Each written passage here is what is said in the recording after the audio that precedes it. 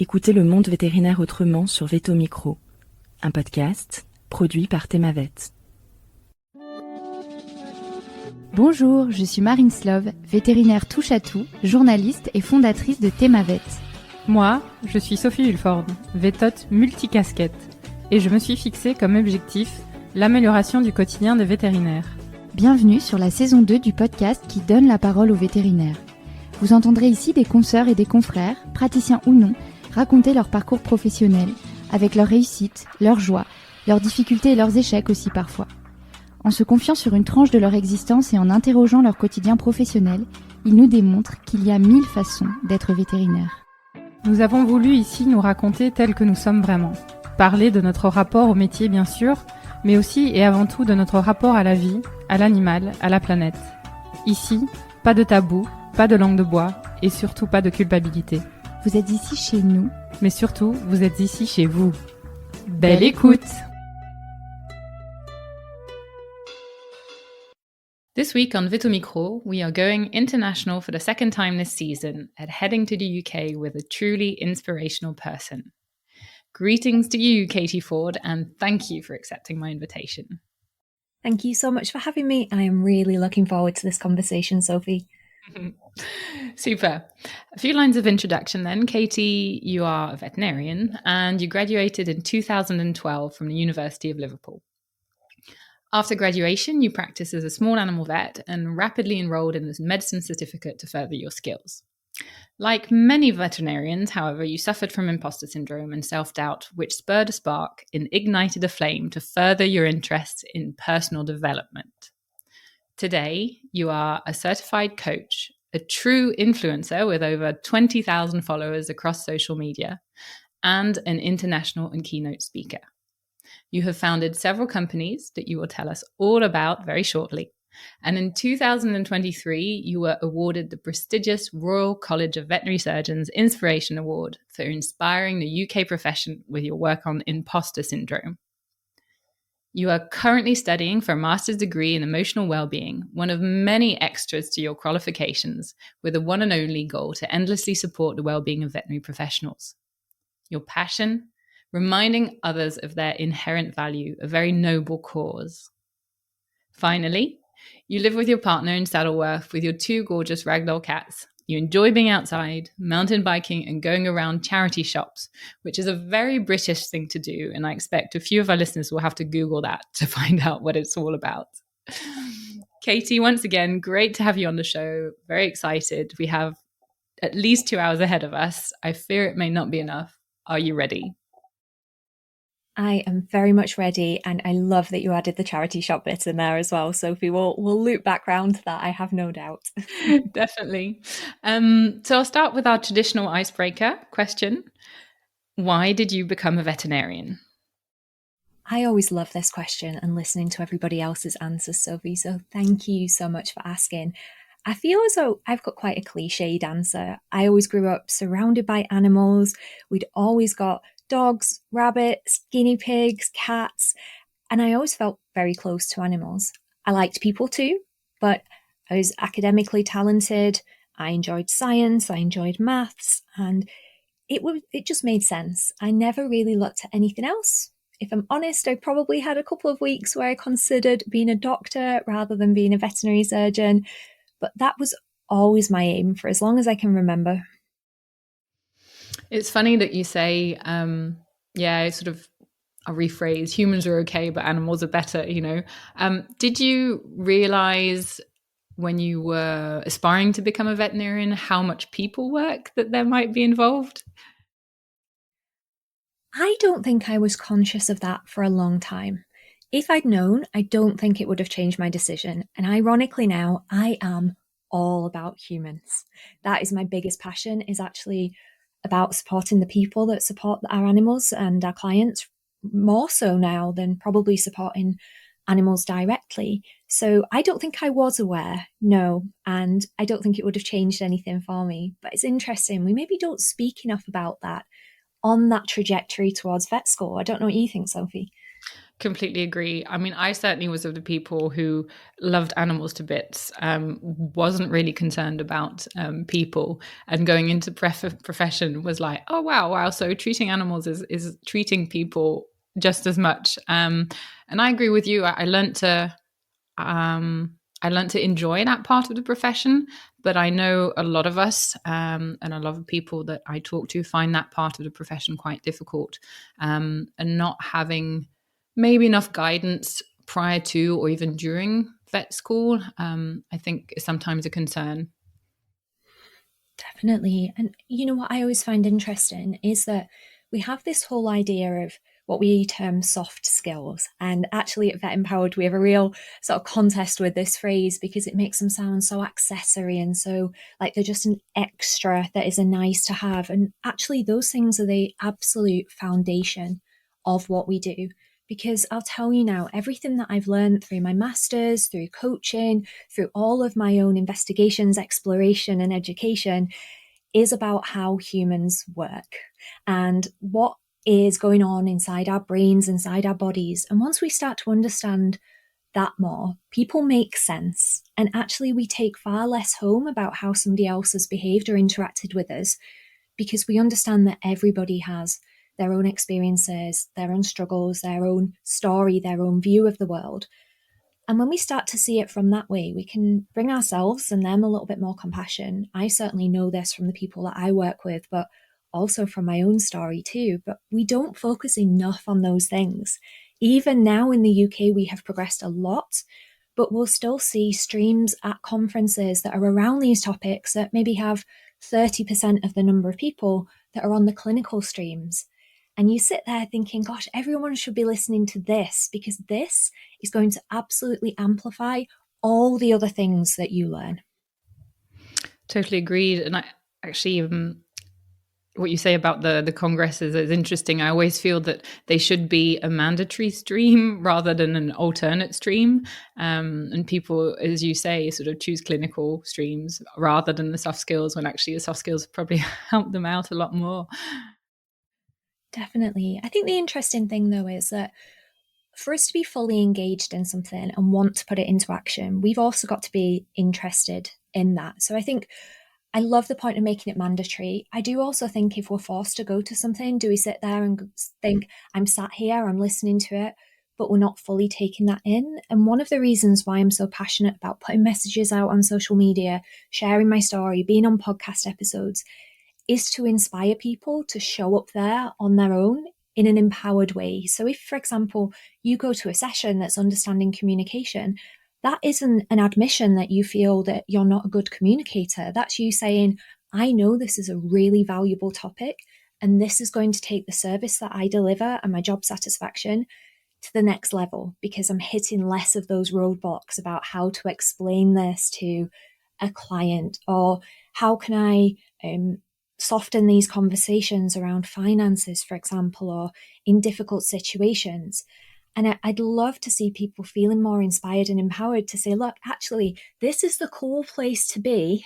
This is the place where the magic happens, right? So let's all come here and realize that this is going to exponentially grow all of the clinical topics that you do. That's a really interesting point. How do you think we can encourage people then to be a bit more interested in those topics? And actually, just before you answer that question, I have had that thought too about soft skills. What would you call them if you didn't call them soft skills? Core skills, maybe something a bit more. I think I call them human skills. Human skills. Yeah, I think there's many different terms. I'm sure if we both sit and think, there'll be all sorts of things that we could call them. I honestly think that the encouragement, first of all, comes from people sharing stories about the impact that it's had. And that's stories from all walks of life. So different people resonate with different people. So some people will listen to my story and say, gosh, I really see bits of myself in what you shared. And that means that I can see bits of myself in where you've got to. And I'd love to see how you got there. There are other people that won't resonate with my story, and that's okay. There'll be people that would like to hear from maybe somebody that's a practice owner or somebody that's perhaps leading a large company saying, you know what, it's been lovely for me to go and learn about accounting and how all the finances work in my business, but the biggest thing that made a difference was me understanding how to interact with my team, how to create a positive culture within our practice, how to understand how that aligns with the daily do on the ground, the actions that actually happen. So I think story sharing is a big part of that. And it's also us understanding, this is almost like a marketing piece, but the levels of awareness that people are on. What are some of the misconceptions? And can we go back right to the root of that misconception, rewrite the story on that, and then start to move from there? Because we can talk about how wonderful soft skills are, human skills, whatever we want to call them. But if someone's got a misconception right at the core of thinking they're only if you're struggling, for example, then people are going to think, well, I don't want anybody to think that, so I'm not going to go on those. But that's not the reality. Let's rewrite the story on those. These are not if we're struggling. These are empowering tools for us to have to do all the things that maybe we're often looking to do by learning more clinical knowledge. We want to feel more confident. Well, if I go and watch a few more lectures on how to place a chest drain, then eventually I'll feel confident. But actually, if we're in a position where we're doubting ourselves and we don't feel like we can even take action on placing said chest drain, then we're missing where the vital part of change is, which is starting to understand what confidence really is, how to look after ourselves on the way, how to release some of those pressures, how to notice some of the stories we're listening to, if that makes sense. It makes complete sense. I'm going to double back at some point to ask you some questions about your beginnings, but that brings me to a question on the impression is today that a lot of young vets want to train more post their university degrees. They go into practice and they want to do a cert and then another certificate and then follow other CPD, etc. Do you think that stems from underconfidence? And do you think there's more underconfidence today than there was maybe 10, 15 years ago? Or do you think there's just more acknowledgement of underconfidence? These are really great questions. I think, first of all, there is more conversations around confidence now across the globe. Even when I graduated 12 years ago, nobody was talking about these topics. So we are speaking about it more. Second thing, with regard to extra qualifications, certifications, I know certainly in the UK there's more options for that than ever before to do those. And whilst we are having more conversations about different career paths that we can take, which is amazing, it's still very much in the UK certainly feels like if you're in clinical practice and you want to progress in first opinion, a lot of people feel the only route that they can see to do that is to do a certificate. Now, everybody is different. Everybody's going to have different underlying drivers around why they might like to do an extra certification. And what I'd encourage anybody listening to do is just to create some space, whether that's on your own or whether that's with somebody soundboarding you, speaking to someone that will listen to you, and just considering, like, what is my motivation to actually do this? Is it because I'm doing it because I feel underconfident and it'll be okay when I've done this certificate? Or is it because it's an area that you're genuinely passionate about and you'd love to learn more, you love the process of learning, and it's something that really aligns with you? And starting to understand that, and it might be a mixture of the two things, but just starting to look at, okay, what is my reason for doing this? And is there something that could go alongside supporting this if it's truly something that I did want to do? Because I never asked myself that question when I did my internal medicine certificate. And I know we'll come back and touch on that. And maybe hearing that story will help people that are in that position too. Yeah, I think that's a great time actually to double back round. Before going on to the certificate, I wanted to ask you spoke at the beginning of being academically talented, which I think a lot of veterinarians are going into studies. How did you find your studies? I mean, did you find that they were easy? Maybe tell us a little bit about vet school in the UK as well, while you're at it. Absolutely. When I was going through high school and through college, I found things relatively easy.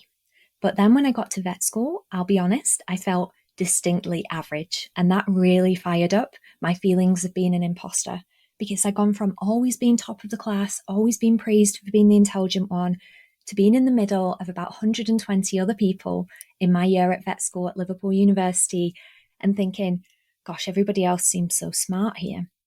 There'd be people that would go to the pub the night before an exam and still manage to get 90%. And then there'd be me who would have, I don't recommend this, but I would have pulled an all-nighter and suddenly I would have ended up with just scraping by the pass mark. So I found it quite tricky at university. I passed all my exams, but one of the things that I know, and on reflection for me now know even more, is that I really value accountability and being in smaller groups. So when I got to the 4th and 5th year of vet school, when we were working on rotations in the hospitals and we were in groups of 4 or 5 and we were being asked questions regularly, I really flourished in that time because I think there was a bit of accountability, whereas the first 3 years for me at Liverpool were very much you'd study, you'd have lectures, you'd have practicals, but you got a smaller number of big exams at the end of the year and there was nobody kind of checking in on have you done the work or not. So I found vet school quite challenging in a number of ways. I certainly found vet school challenging socially. I found it challenging in terms of knowing where I kind of fitted in the whole scheme of things. And if I'm totally honest with you, Sophie, my experience of vet school was to stay as small as possible, stay out of the way, put my head down, and just try and pass and finish the whole experience. People often say to me, oh, Katie, you're so outgoing and you're happy public speaking and you've done all this stuff. I bet when you were at vet school, you were the year rep and I bet you were involved in every committee. And I'd say to them, no, I really wasn't. I just wanted to get through vet school. I didn't want to be noticed too much. I wanted to stay small and quiet and out of the way. That's very interesting. Did you ever question becoming a vet at that time? I don't think so. If I'm totally honest with you, Sophie, I don't think I ever considered any other option. As far as I was aware, I was at university, I was studying that course, and I was finding a way to make it work. But it's such an interesting question. And yeah, no, I don't think I ever did question it. And did you always want to be a small animal veterinarian? Interestingly, I'd say for 90% of my time at vet school, I did want to be a small animal vet. I did have a brief period where I was seeing practice at a mixed practice, and that was mainly farm, bits of small animal, a little bit of equine, and I actually quite enjoyed being out on the road. Interestingly, just at the point where I was coming to graduate, I had an offer actually for an internship at the Royal Veterinary College, which was very exciting, and the fact that I was so early on in my career was quite unusual for it to be offered out to somebody before they had any clinical experience. I was very excited about it, but at the time I was seeing mixed practice and I had a real wobble. I thought, gosh, what if all of my friends have headed into first opinion practice? They can do bitch spays, they can carve cows, they can do vaccinations. And I've gone to a very prestigious university, but I've not got those day one skills. And rather than me again thinking about what do I want, what's important to me, what would I like life to look like, I got really drawn into what will everybody else think. So I actually turned down the offer of the internship with the hope that I might go into mixed practice. And interestingly, I remember a few days later, Sophie sitting at a conference next to somebody telling them about this internship offer, but not telling them that I turned it down. And they said to me, oh gosh, anybody that turns down that offer would be an absolute moron. Why would anybody not take that? It's such an opportunity. And I remember driving back up the M6 motorway in the UK, crying my eyes out, thinking, I'm a moron. Why have I made such a bad decision? And then I just took the first job that I could find. That's really interesting. Would you, if you had a chance at making that decision again, what would you do? A huge part of me, Sophie says, I wouldn't change a thing because I know that right now I love what I do. And I know that everything that's happened, the ups, the downs, and the average in between has brought me to where I am right now. There is a part of me is curious as to what would have happened. But you know what? I always know we do the best that we can with what we've got available to us. And we can't ever do more than that. I made the best decision with the information that I have. Hindsight bias is definitely a thing. We look back and, you know, all the stories that those whatever we want to call them, whether we call them voices in our head or the inner critic that comes along is going to say, oh, well, you should have done this or you should have done that. But it's always an unfair comparison because we're looking back with more information about the situation than we had at the time. So in short, no, I wouldn't make a different decision. Thanks for that answer. It's a bit like us, I like to say us oldies, because we're sort of getting older as the years go by, and looking at the generations, younger generations, and sometimes being a little judgmental, and forgetting that, we were probably the same person, and it's just that we've got 10, 15 years luggage behind us that enables us to be a little bit more, reasoned about things. Definitely. And I think the interesting thing as well that I learned over the last few years, and we often don't consider, is that our brain is still developing right up until 26, 27, 28. And that's especially our prefrontal cortex, which is our very logical, rational part of our brain. So actually, even though we think, I'm a fully grown adult, I've been through puberty, I am allowed to do all the things on paper, in reality, we've still got some growing to do. And there are times where I look back at myself at that age point and I think, you know what, actually, I was doing the best that I could. But I maybe just didn't have a lot of the information that I have now. I didn't have the experience that I have now. I didn't have the self-awareness that I have now. But also now I know that about our brains, we can forgive ourselves a little bit as well. That's the eternal scientist needing a scientific explanation to justify a little bit. I can bring you many, Sophie. Don't you worry, there'll be plenty more to come. Great. So you started, so you went out with, so you decided not to take this position and you took the first job that came along, as you said. What were your first impressions at that time when you started practice? The first practice that I went into, Sophie, was absolutely wild.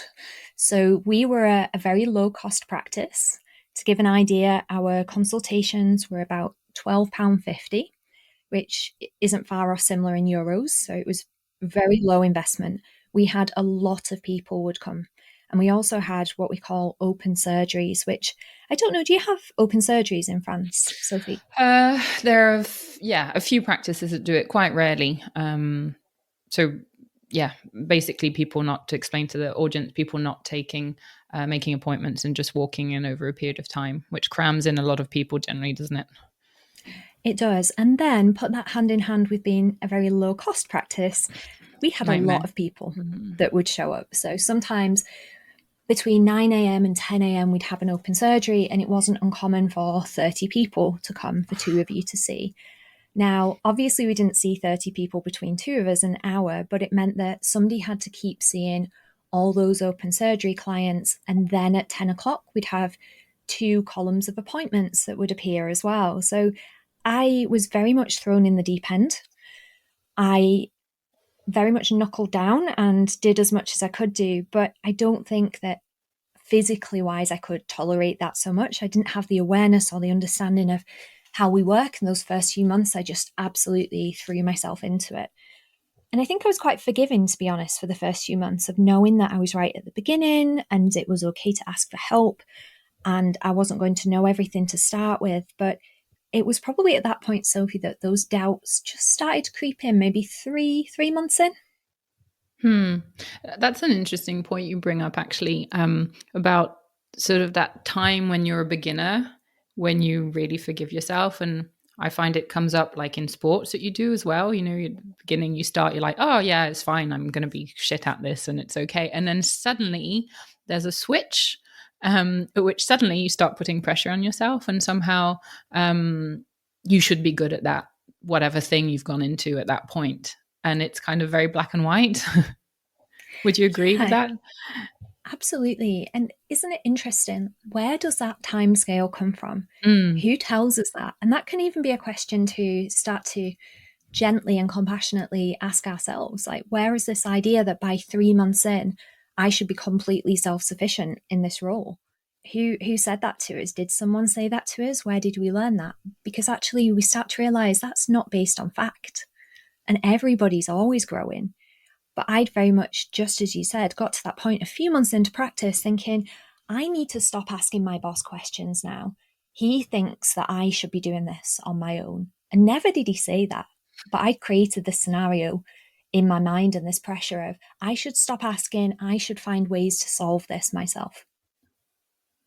And how did that change your your way of practicing? Did it change your way of practicing?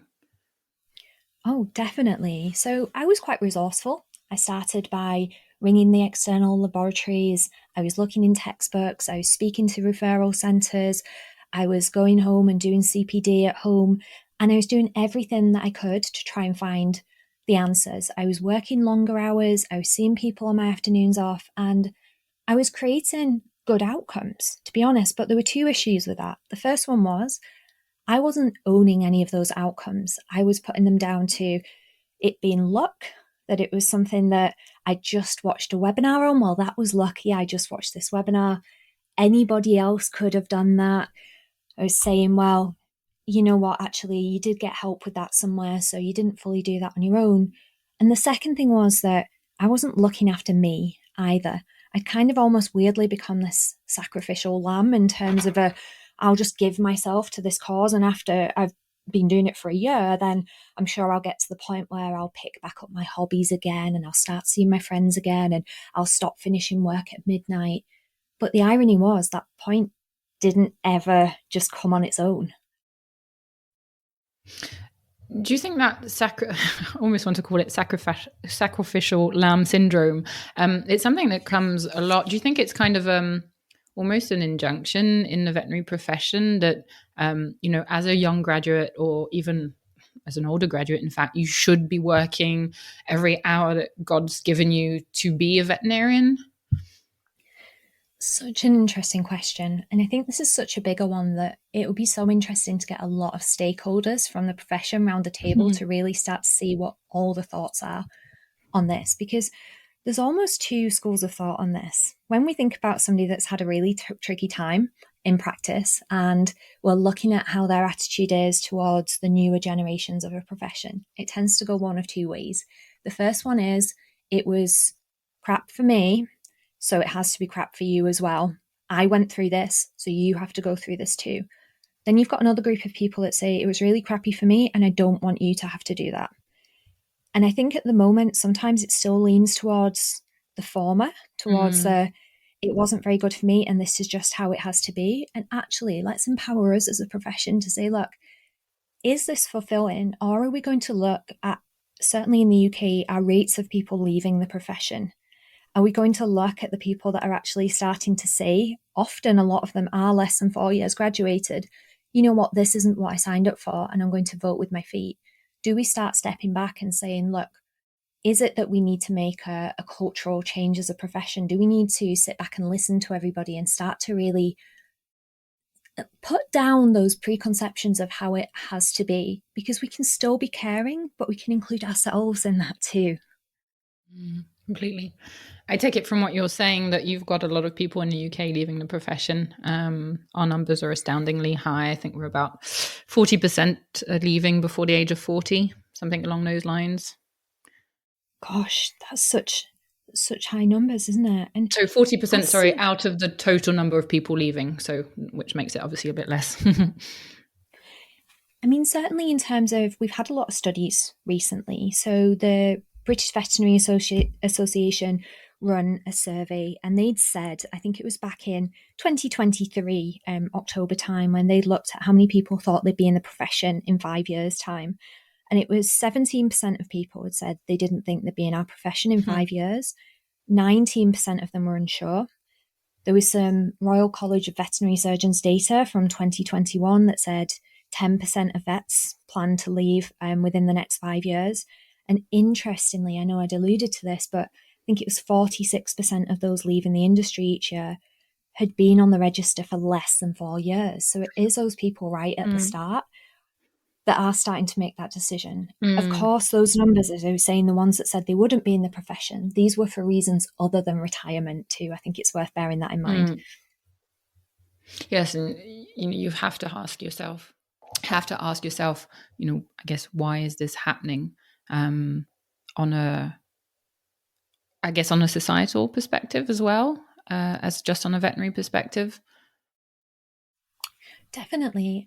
I think what we've also got to bear in mind in this conversation is that humans are complicated and multifaceted and have lots of different factors going on. And I think what often comes out of these conversations is the way that our mind works is if it can't answer a very tricky question, it will come to answer an accessory question that looks a bit easier. And we often miss like the main point of what's going on. So we start looking for what is the one thing that could change here that would make everything different. And I understand that it is going to be a series of individual changes that are going to help. I'm not saying for individuals, I'm saying there'll be lots of different changes in different areas. But I think we also do need to remember that humans are complicated.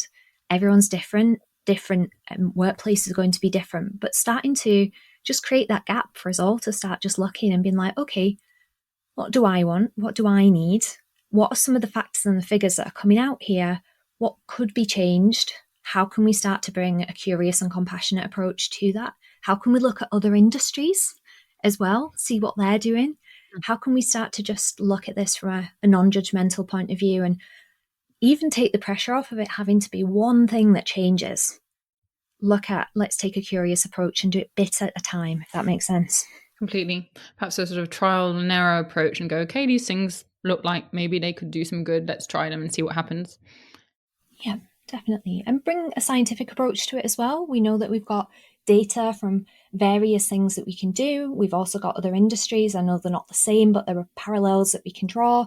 And then there are so many groups that are actually starting to do work within the profession too, off the back of what they've seen in other industries, for us to be able to say, look, this could work.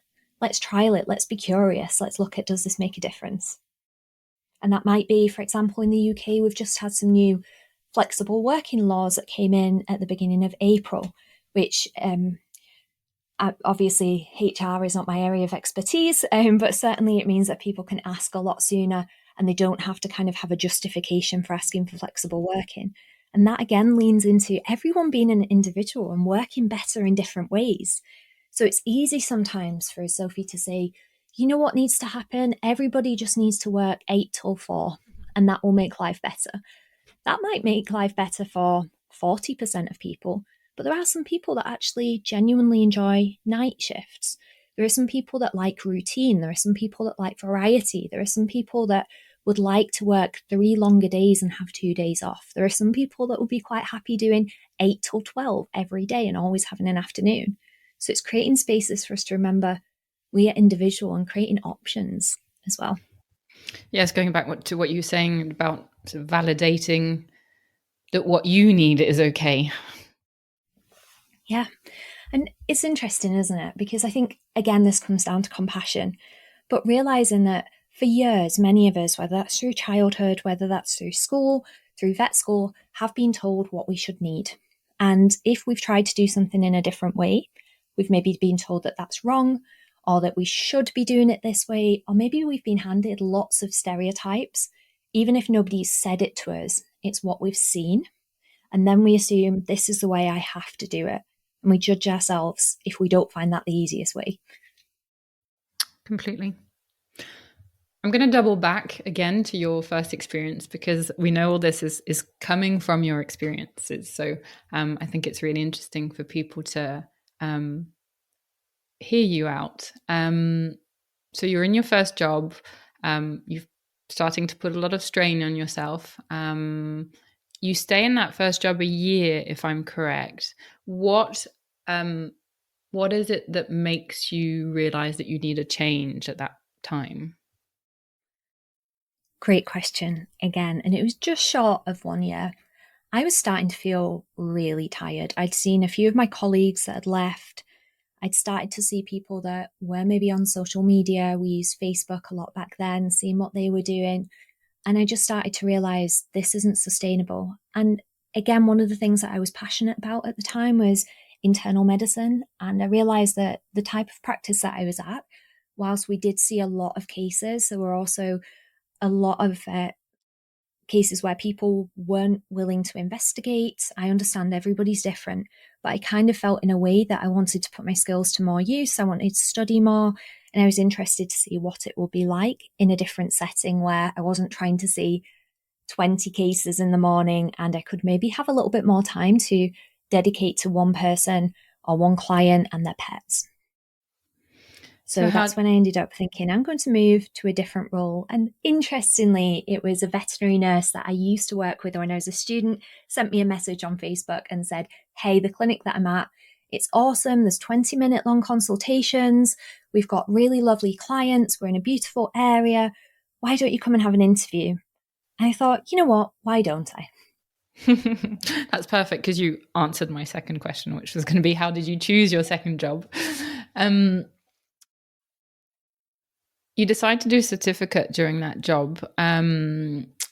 For what reasons? Tell us why you wanted to do a certificate other than the ones you just talked about. I'm going to be totally honest, because authenticity is one of my biggest values. I did it because I doubted that I knew what I was doing. And I thought, if I do a certificate, that will give me more faith in myself, and it will make other people have more faith in me as well. I felt as if I had got through vet school, but I didn't think that I'd done it properly. I felt as though maybe there were times where I'd worked harder than other people. There were times where I put it down to luck. And I thought, if I just have another go at this and I prove this, then when I've done this, I'm going to feel as if I know enough and as if I'm a good vet. And would you say that, so that was obviously the real reason, would you say you were sort of covering that up in a nice little package of, I want to get better at internal medicine? I think partly I was. I don't think I ever had a full-on conversation, Sophie, with somebody about my motivations to do a certificate, because it was just so normalized that that was the next step of progression. My eyes lit up when my boss said that was a possibility at the interview, because I thought, well, this is just what we're meant to do next. And look at me, I'm doing it earlier. I'm probably doing it earlier than most people in my year. Maybe this will be proof that I am good. Maybe I am one of the smart ones that I was at college and in high school and lost myself a bit in vet school. So I'm going to do it. I did externally look very much like what somebody might term a workaholic.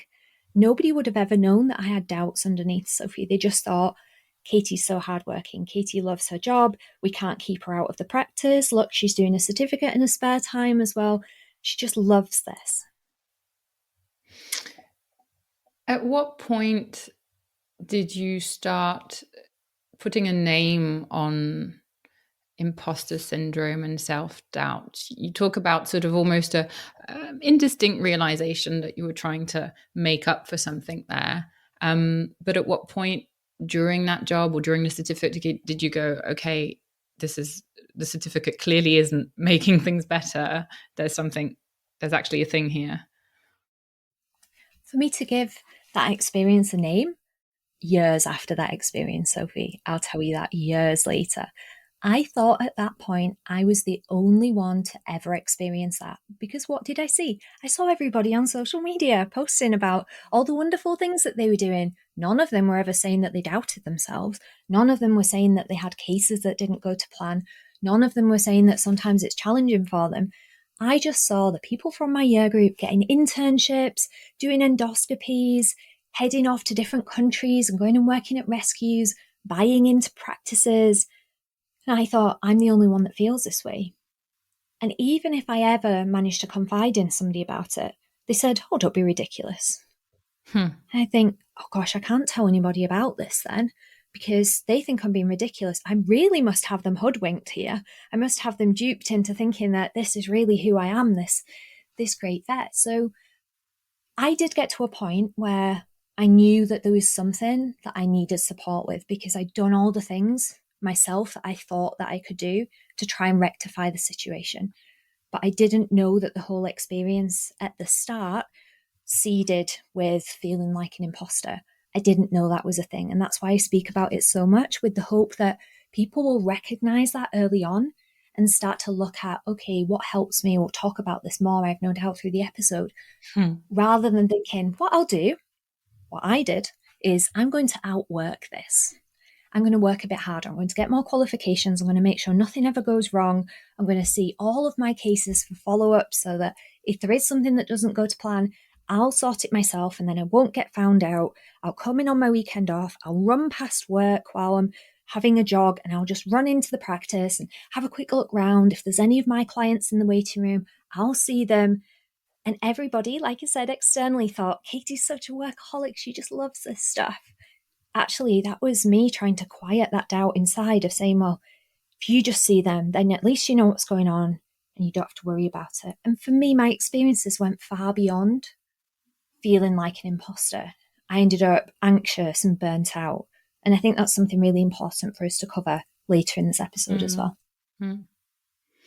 What happens? I mean, obviously you're in a state of perpetual anxiety, really, whether whether it manifests or whether you actually acknowledge it or not. But what happens, because inevitably, even when you try and do everything, things go wrong. What does that trigger? What happens? For me, I'd say, in terms of, just so I'm clear on the question, Sophie, do you mean at which point did I get to realise something needed to change? Or no, I meant clarify that for me. Yeah, no worries. I meant when you're obviously trying to make sure you do everything perfectly because you feel like an imposter. Even when you're doing that, life serves you up dishes and things do go wrong, even if you've tried for things not to go wrong. What does that do to you? Does that make the imposter syndrome worse? That was more my question. I think hopefully it's clear to some. Absolutely. Mm-hmm. Absolutely. It made me frustrated. It made me exhausted. It made the self-criticism even louder because it felt like even though I'd done everything that I thought was in my repertoire to stop things going wrong, it still happened. And then the meaning that my mind would immediately put to that would be, it must be true. You must be an imposter. So absolutely what you said. Those moments would just feel like more confirmation. And so, because you're in that practice 6 years, is it? Yeah. How does your practice life pan out over that 6 years? So you're doing, just to have a sort of general picture. So you enroll in your certificate, you're working like mad. Anxiety, burnout is starting to creep in. When do alarm bells start ringing? Do they ring for you? Do people start to realize that, hey, maybe Katie's a little bit more than a workaholic, maybe things are not quite right? Such a good question, Sophie. So just for context, so everyone's up to speed sort of time scale wise. So at this point, I'm probably about 3.5 years graduated. So I'd started my certificate 2 years out, which is the soonest really at that point that we could start that. I'm just coming towards the end of finishing that certificate. And I've got a synoptic exam of like finalizing all the modules and answering questions on medicine to make it a designated medicine exam. So that exam is due for the March of the next year, and we're probably around June of the previous year. So first of all, for other people to notice, what they would have seen, but nobody kind of had the awareness to put 2 and 2 together of how I could be feeling, was that I was becoming increasingly difficult to work with. I was becoming snappier with the people around me. I was very sarcastic, and I built a huge wall around me too. So I think from the outside, people would assume that I thought I was very intelligent. I thought I was better than anybody else. And the reality was I just wanted to keep people at arm's length, because if they came too close, they might start to see that I wasn't as good as they all thought that I was. I opened up a little bit more to my boss, and she always used to do the best that she could, but she constantly tell me, like, you're really good at what you do. You're the best vet that I've ever worked with. I don't know how you can't see that, because she, again, didn't know that feeling like an imposter was a common thing. She just didn't experience it. Not everybody will. She just didn't see that. So she was giving support from her point of view. And actually, it did get to a point where I had a very challenging case that was actually one of my very regular patients, someone I spent a lot of time with. I spent a lot of time with the dog as well. I did everything that I could, Sophie. Obviously, for confidentiality, I don't want to give too many details, but I went above and beyond. I did so many things that you think, why, how is that even possible? And the dog died.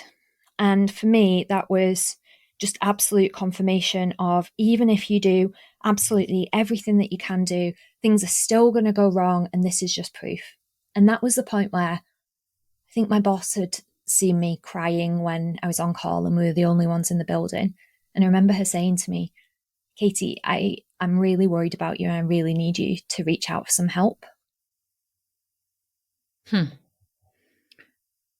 And what did that trigger with you? For me, that meant that I ended up reaching out to my doctor, and I wasn't really sure, to be honest, what to expect at this point. And again, being authentic and being honest with you, I was doing that more for my boss than I was doing it for me, because I thought, oh my gosh, like she's actually really worried about me. I don't want her to worry about me. Maybe I should speak to somebody. And that was when I started going to a therapist. Primarily, I was doing that in and amongst the work that I was doing at practice. I was doing that every 1 to 2 weeks, going and speaking to a lady and doing some CBT. And did that start sort of sparking a realization that maybe actually something was a little bit wrong? Maybe you did need a bit more help? I mean, how did things pan out around that? One thing that did for me, Sophie, was it started to really spark my interest in how our thoughts and our feelings and our actions are all associated together. And it really opened my eyes. And one of the things that I always say for me with CBT was it really did get me out of a hole. And it helped me realize that change was possible, and it helped me come up with some strategies. But then what really gave me was a few months down the line where I ended up going on an absolutely transformational group experience of starting to reconnect with my value. I'd spent my entire life up until this point wanting to feel like I was valuable and wanting to feel like I was enough and wanting to feel like I was worth something. But I was trying to do that externally. I was constantly thinking, well, if I get some more qualifications, if I buy the house, I buy the car, I get the designer clothes, it was always an it'll be okay when. And I was looking for the right thing, but in the wrong place. And on this program, I started to realize, first of all, that I wasn't the only one that was critical of myself. I was sat around a table with people that were from so many different backgrounds that were all listening to very similar stories of not being good enough. And these were people with lots of external successes, their own businesses, people that traveled the world, people that worked everywhere from a mechanics to a call center to running their own businesses. And I thought, gosh, it's almost infuriating in a way that so many good people feel not good enough because they've been told at some point that their value rests on how much they know, or how much money they've got in their bank account, or how slim they are, or how pretty they are, or what partner that they have. And you can see this very valuable, awesome human being in front of you that listens to and believes this. And it was that experience of saying, look, it's not just me. I didn't choose this. I was valuable all along. And actually, it's worth me getting to know that person that really changed things for me. And then I went back into practice and life was totally different. Could you perhaps, when you say things were totally different, maybe do you have like a few examples of things that you did differently or the way you looked at things specifically? Oh, absolutely, Sophie. So first thing, how I treated other people. So when I'd got this awareness that it wasn't just me that beat myself up, it was the vast majority of the people on this planet, I treated people totally differently. So whereas I said before, I got very snappy, I'd got very mean, I'd got very sarcastic, I started to realize that my external words became people's internal words. So whilst I would still hold people accountable for things, and it wasn't that I was just like, be kind and let people do whatever they wanted and they could walk all over me. It was more of I'm going to be a bit more considerate of their needs, how they're feeling, have kinder conversations. So I remember the first day that I'd gone back to practice on a Saturday and taking the nurse and reception team member out for lunch and saying, look, I realize the last few months I've behaved in a way that I'm not particularly very proud of. It's been really tricky for me. I'm really sorry. Nobody deserves to be spoken to like that. I want to promise you that I'm going to change. And I know that might feel difficult to believe, and I'd really like you to call me out if I do behave in a way that's similar to that again. So that would be one example of how I worked with my co-workers. Believing that wasn't easy, but was it worth it? Absolutely, it's worth it. Second thing would be on a weekend, for example. So prior to learning the things that I did. And again, these are things that I've continued to learn and to build on.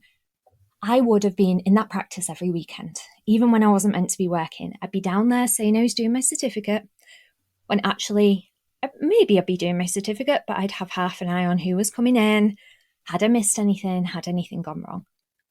When I realised what I realised and I started to reconnect with me and started to learn more about thoughts and feelings and self-compassion, I realised I needed to recharge on a weekend. And yes, the thoughts would still pop up of what if you've missed this? And instead I'd say, well, you know what, even if I miss that, the team that are on the ground at the practice, they're going to deal with it. They value me. They're not going to say, oh, Katie missed this.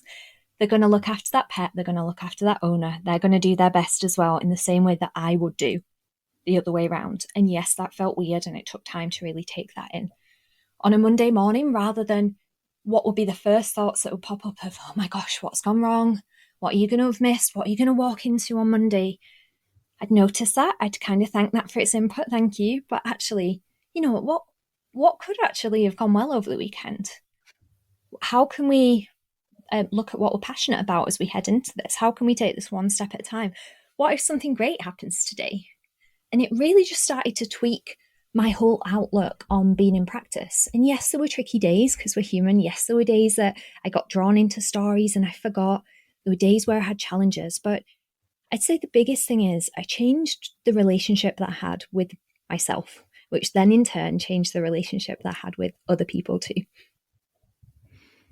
That's super insightful. Thank you, Katie.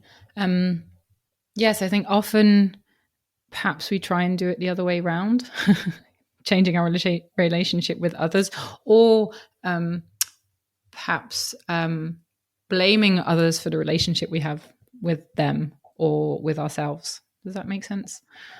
That makes total sense. And I've often thought on this, Sophie, it's quite interesting, is that I think one of the most valuable things that we can do is learn about ourselves, how emotions work, and how humans work psychologically.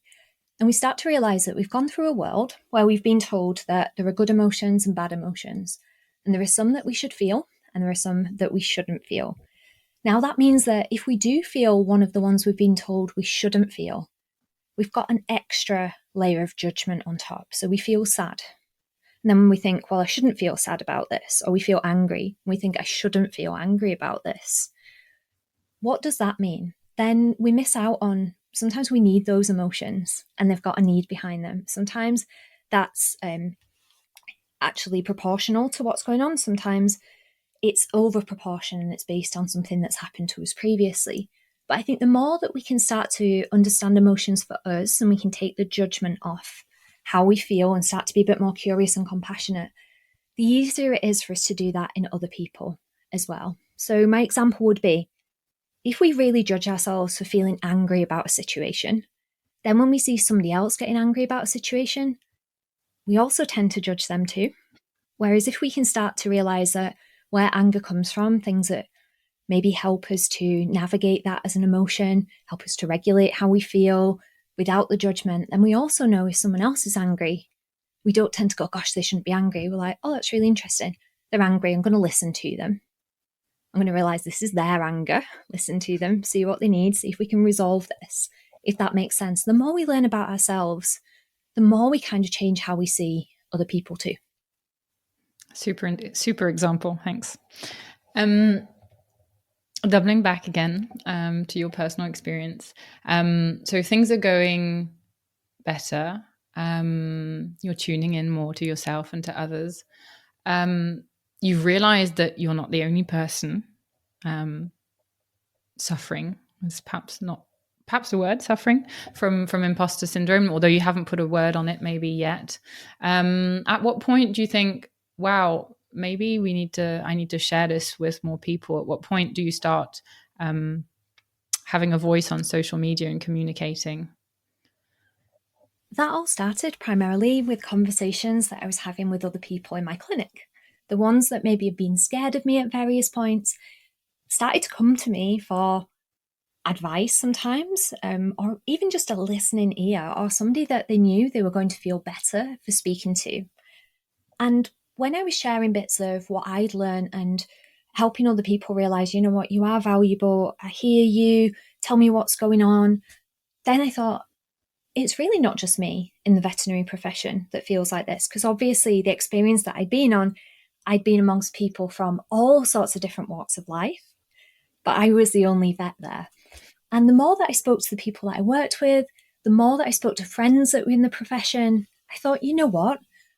I want to start spreading this a little bit further. I had no expectation of ever starting a business. I had no expectation of ever training as a coach. And I was very much in the space of, I am just putting encouragement out there to encourage people that if you feel this way, you're not alone. It's not a personal fault. There are people to support you. You are valuable. And feeling like an imposter doesn't mean that you are one. It's really common. And look, there's a name for this. And I think it's really important for me to say at this point that my experience started with feeling like an imposter. But further down the line, there were so many other things that had come in, like anxiety and burnout. And actually, we know that from the studies, there are a lot of things that can be comorbid alongside feeling like an imposter too. So I don't want people to listen to this and say, I'm really struggling. It must just be imposter syndrome. Everybody feels like this sometimes. I need to get over it. Let's look at this through a lens of, what do I need? I know that this is a common experience, but right now I feel like I need some support. That's also okay. So I realized I wasn't the only one. Wanted to put the encouragement out there, started my social media profile, just started posting, because I thought, if I can get a message to one person out there that's feeling this way, that thinks, oh gosh, I thought I was the only one as well, but I'm not, because Katie's dared to share and she's been vulnerable. And I realize I'm not the only one, and she's seen change. So change is possible, even if it takes time. I'm going to reach out, or even maybe I'm just going to take some pressure and some judgment off if I'm right at that start of feeling like an imposter too, and say, hey, loads of people feel like this. It's not necessarily true. Okay, I'm just not going to dive far into that story now. So that's where it started. And how quickly did it morph into, wow, people are really, really touching into this. So maybe I should do more about it. I'd say it probably took a year to 18 months to gather a lot of traction. I was having a lot of conversations on a micro level for probably the first 6 months, where I'd get people that had seen the posts and they were in my direct messages and they were saying, this is me too. And I was listening to them and I was asking if they'd got support. But the more people shared that and the more interactions I had with people, it did really grow from there. And it grew quite quickly after that first year. And what sort of, when people were reaching out to you at that point, what sort of support were you directing them to? So that was quite varied. Within the UK, certainly, we have VetLife, which VetLife is a listening service, which we'll come to more.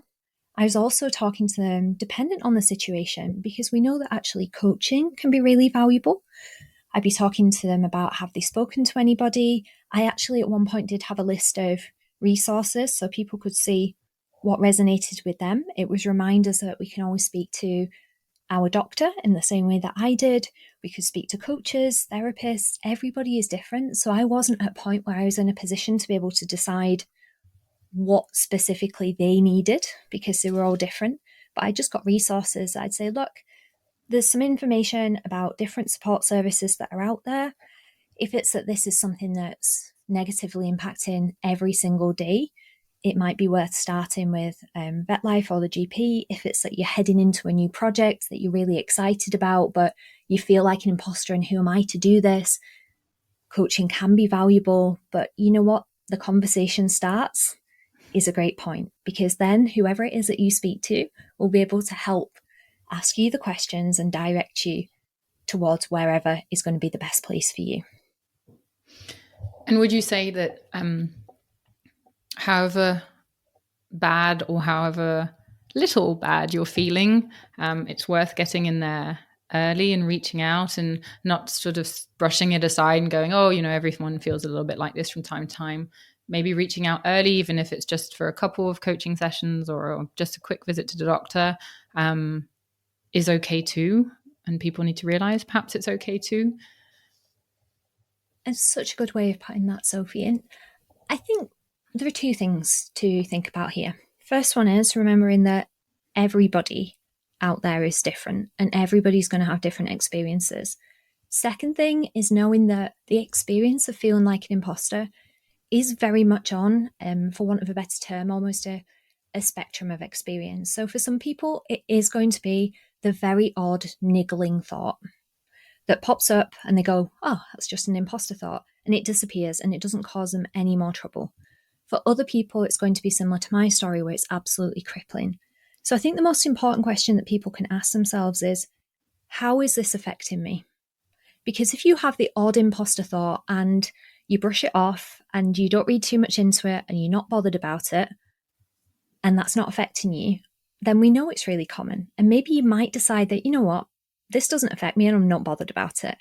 At which point we question, what would you get out of reaching out to somebody? But if it is something that is affecting you and you're starting to notice that that's impacting you, whether that's that you're overworking or whether that's that you're not taking opportunities that you'd normally want to take, or maybe it's that you're not speaking up because you think, who am I to speak up on this topic? Or that you're starting to notice anxiety, or it's adding into burnout. These are all times that actually, yes, absolutely reach out. And similar to your point there, Sophie, if you're not sure, if in doubt, reach out. I like the rhyme. So at that point, you're still in your practice. You start looking for. In fact, you started a coaching training, I believe, at that point. Am I correct? Yeah, that's right. So I started to notice that I was talking to more and more people. And there were a lot of people, to be honest, Sophie, that were coming to me and saying, look, I listened to the podcast episode that you did and I reached out for some support. Or I listened to the video that you done and I went and looked at some of the resources that you'd shared. Or I saw one of your social media posts and I had a chat with my mentor about it and it's been really valuable. But I started to realize how passionate I was about this area and that I actually really enjoyed supporting people to find out what was important to them, what they loved, what they enjoyed, and also finding ways that the profession could work for them. Because often we're handed so many stereotypes of this is the one way that things should work. So I did start training as a coach at that point, and I absolutely loved it. I was having some additional coaching as well myself from a previous A&E accident and emergency doctor who has turned into a coach. And I was just becoming increasingly passionate about the whole area.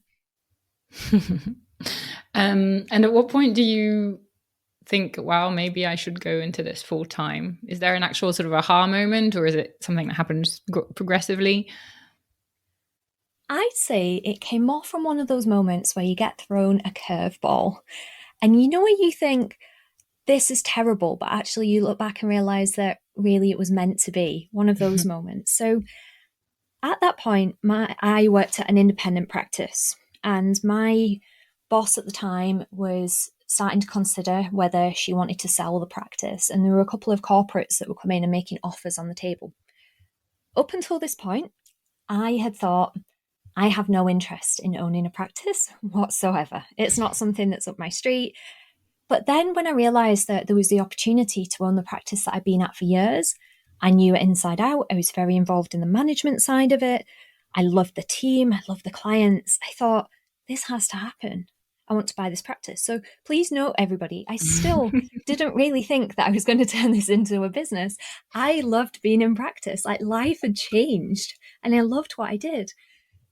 And my boss was very supportive and she introduced me to her bank manager and we started getting the ball rolling of getting a valuation. Now, long story short, I couldn't afford to buy the practice and there was a corporate that did. And that's not uncommon in the UK for that to happen. I mean, there's a lot of changes now around that, but that meant that I had some decisions to make because my idea of owning this clinic had come to an abrupt stop. That was how I'd seen things panning out. And I thought, maybe there's something else for me now. Maybe I've spent the last few years building this practice up. Maybe it's time for me to take my foot off the accelerator a little bit and just think about what's important to me. So I started locuming. That bought you more time to think about other things, presumably, perhaps. That's it. And interestingly, I had been doing some locum shifts alongside my full-time job to earn some extra money because we went on some amazing holidays. Me and my boyfriend, we went to Australia, we'd been to Bali, and I'd started using that to fund those holidays. And I was doing the maths in my head and realising I was earning more money for doing a Saturday morning as a locum for one of the emergency services than I was for 2 or 3 days in practice. And I'd got to that point in life where I was less worried about finances and material things and more about time and experiences and looking at who I was outside of work as well. Importantly, that's probably a bit we've not touched on much because my whole life had become about being a vet. It was, I would introduce myself at every opportunity I was a vet, like no judgment to anybody that does that, but I'd forgotten all the other bits of me. And at that point, for the last 18 months after, like I say, life really starting to take a change and me starting to put these new things into action, I started to realise that I loved sport, for example. I liked going out on the hills and walking. So I really started using that as a time of life to remember who I was and lean back into all the things that I loved outside of my career. Let's dive into that subject actually a little bit. I think it's an interesting one too. The whole identity thing about being a vet. I think you talk about it on your website, I believe. Being a vet, there's so many ways, different ways of being a vet. And yet people who go out of the profession, quote unquote, of being a practice vet sometimes find it difficult to say, I'm still a vet. It's I was a vet, or I'm not a real vet anymore. And that's almost compounded by society that goes, oh, so you're not a real vet. What's your thoughts on this? Oh my gosh, this could be a whole episode in itself, right? Right. So hold tight, everybody, like nerd mode is initiating. So I am going to just explain a little concept and this will make sense very shortly. So when we first talked about the imposter phenomenon, which was what it was interestingly called in its first paper in the 1970s, two psychologists, Pauline Clance and Suzanne Imes, both talked about the idea of the imposter phenomenon. And maybe we can loop back to the idea of a syndrome further in this. But they started to look at a lot of high achieving women at that point and started to analyze like the commonalities between what they felt early life experiences added into feeling like an imposter further down the line. And there were a couple of different things, but one of them, interestingly, was about the idea of societal stereotypes. And we're given this idea of what a job role should look like. So that might be the kind of people that we think should be in that role, what they should look like, what their background should have been. And this might not be something that somebody's ever told us, but it's what we've seen. So, for example, we've grown up in an environment in the UK. A lot of the time, if we asked any member of the public to name a famous vet, they're probably going to come up with James Herriot. Or maybe they might even add in someone like Noel Fitzpatrick, who knows. But back then, that might have been the idea of what a vet was that was fed to us, our family members, and everybody else. So we've got in our mind this stereotype of what a vet or what a successful vet should be like. And that's probably added and compounded by what we've seen when we've gone into practice as teenagers, when we've gone to the vets as a child with our own pets, if that's something that came up, what we've seen when we've been at vet school. So we've got this idea of what it means to be a veterinary surgeon or a veterinarian. And actually, we end up cross-referencing to that. So every time that we're not that, we decide that we must not be a real vet. Now, the trouble is, this compounds itself. It ends up being like this cycle that those people that don't feel to be quote-unquote real vets because they're not in practice stop calling themselves vets. And that means that other people just see the only people that are calling themselves vets as the ones that are in practice. So actually, what it takes to break that cycle is for us to notice it and for us to realise that all of us are human beings with veterinary degrees. And that degree, which is a science degree, can be used in thousands of different places. And you do not lose that degree the moment that you're not working in clinical practice. You do not lose that degree if you're going part-time, or if you're a locum, or if you work for the government, or if you decide to go and work in something that is completely out with the veterinary profession. And it really does break my heart because actually I've seen people where I've made a post about this concept, real vets. And in the comments, people will say, oh, my parents are giving me such a hard time because I went and worked as a research assistant and they've told me I'm not a real vet anymore. And it's so heartbreaking because they're still doing something that they love, that's awesome, that brings them joy, and it just doesn't happen to involve being in a clinic anymore. So I think all of us can start to break down that stereotype between us because it's a degree. We're a human with that degree. Let's take that pressure off. Let's take that judgment off and actually embrace what works for us as individuals. What do we enjoy? And if you find something that you enjoy, shout about it. Be proud about it. I love the idea of the human with the degree, with the veterinary degree. It's also, I guess, making the difference between what I do and who I am. Yes, absolutely that. It's very easy when we've spent our entire lives, a lot of us, heading towards a certain profession. And maybe as we've gone through high school and that's become almost a part of what everybody talks to us about, it's the way that people reference us.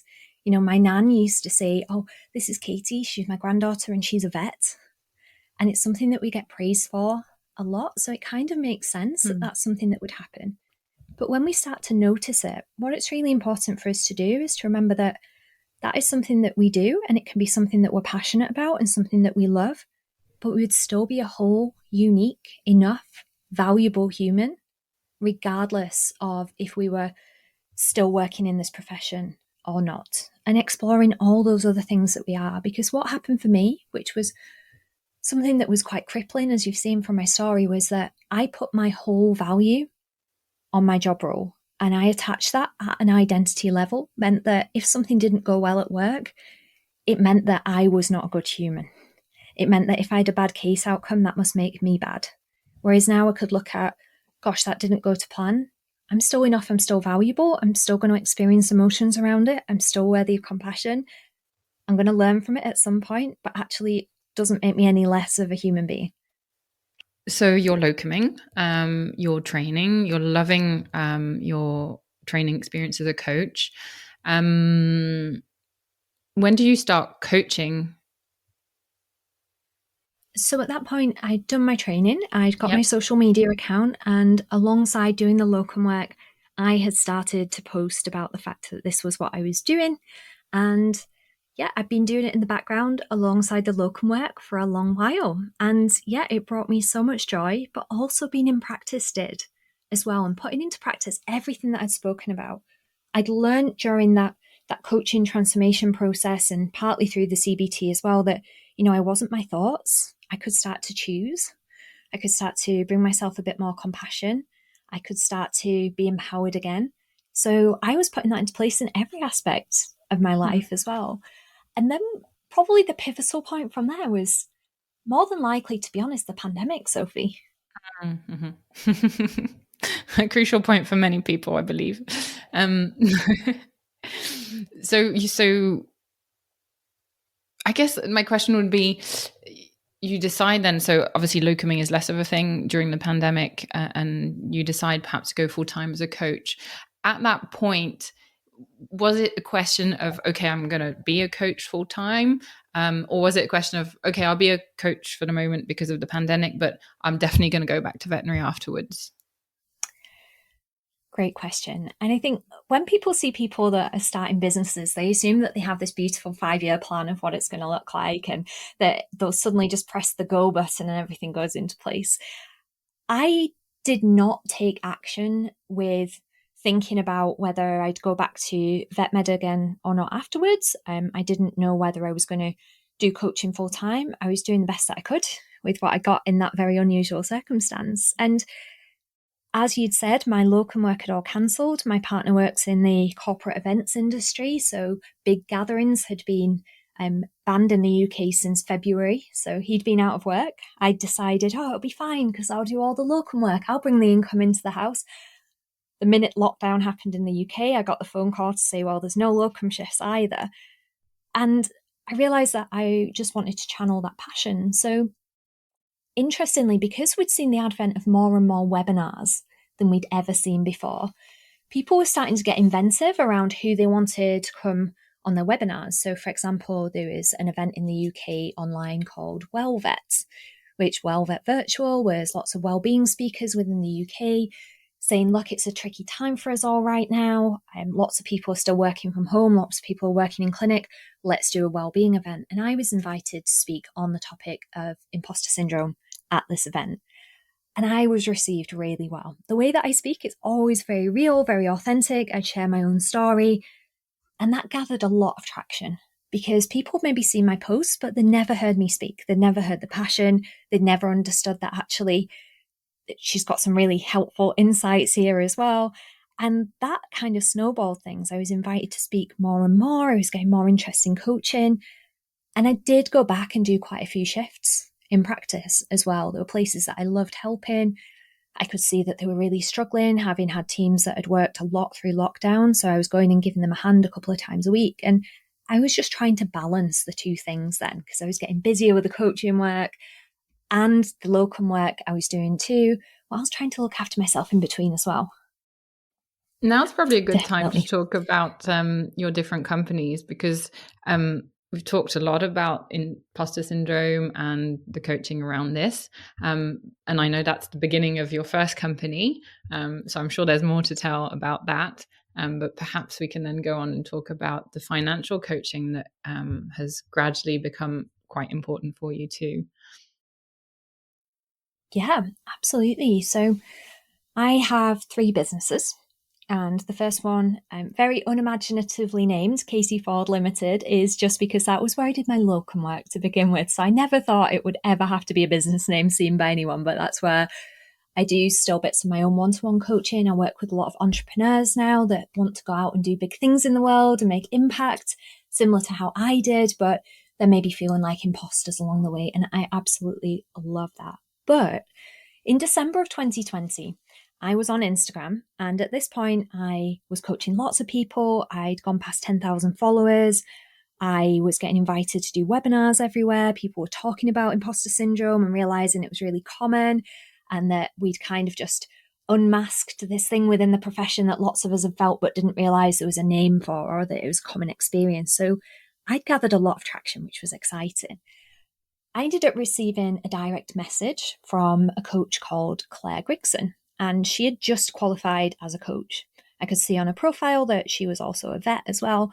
And she sent me a very upbeat, positive, very Scottish, she is wonderfully Scottish, voice note. And she said, like, I'm not going to butcher a Scottish accent here, but essentially she said, hi, Katie. I would love to chat to you more about potentially mentoring me. I've just qualified as a coach. I love what you're doing. And I would really, really love to see if there's any way that you could help support me in doing similar.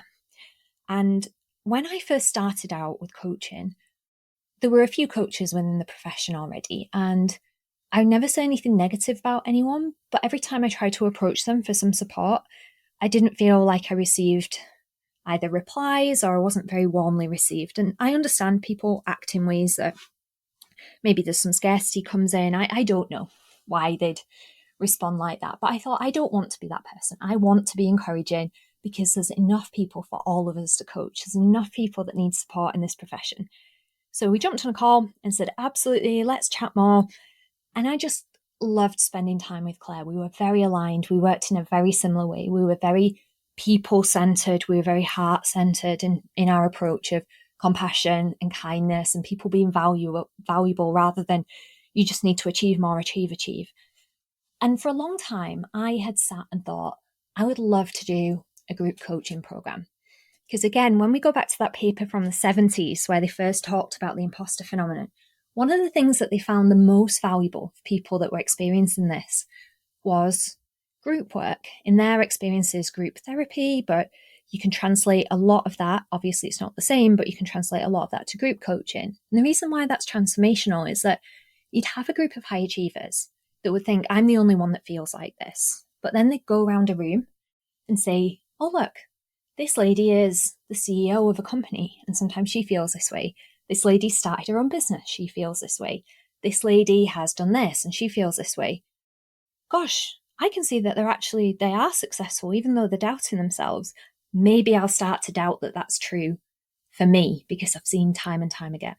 So I was translating this into the work that I was doing, regardless of whether the people that I was coaching were diploma holding specialists, whether they were recent graduates, veterinary nurses, veterinary surgeons.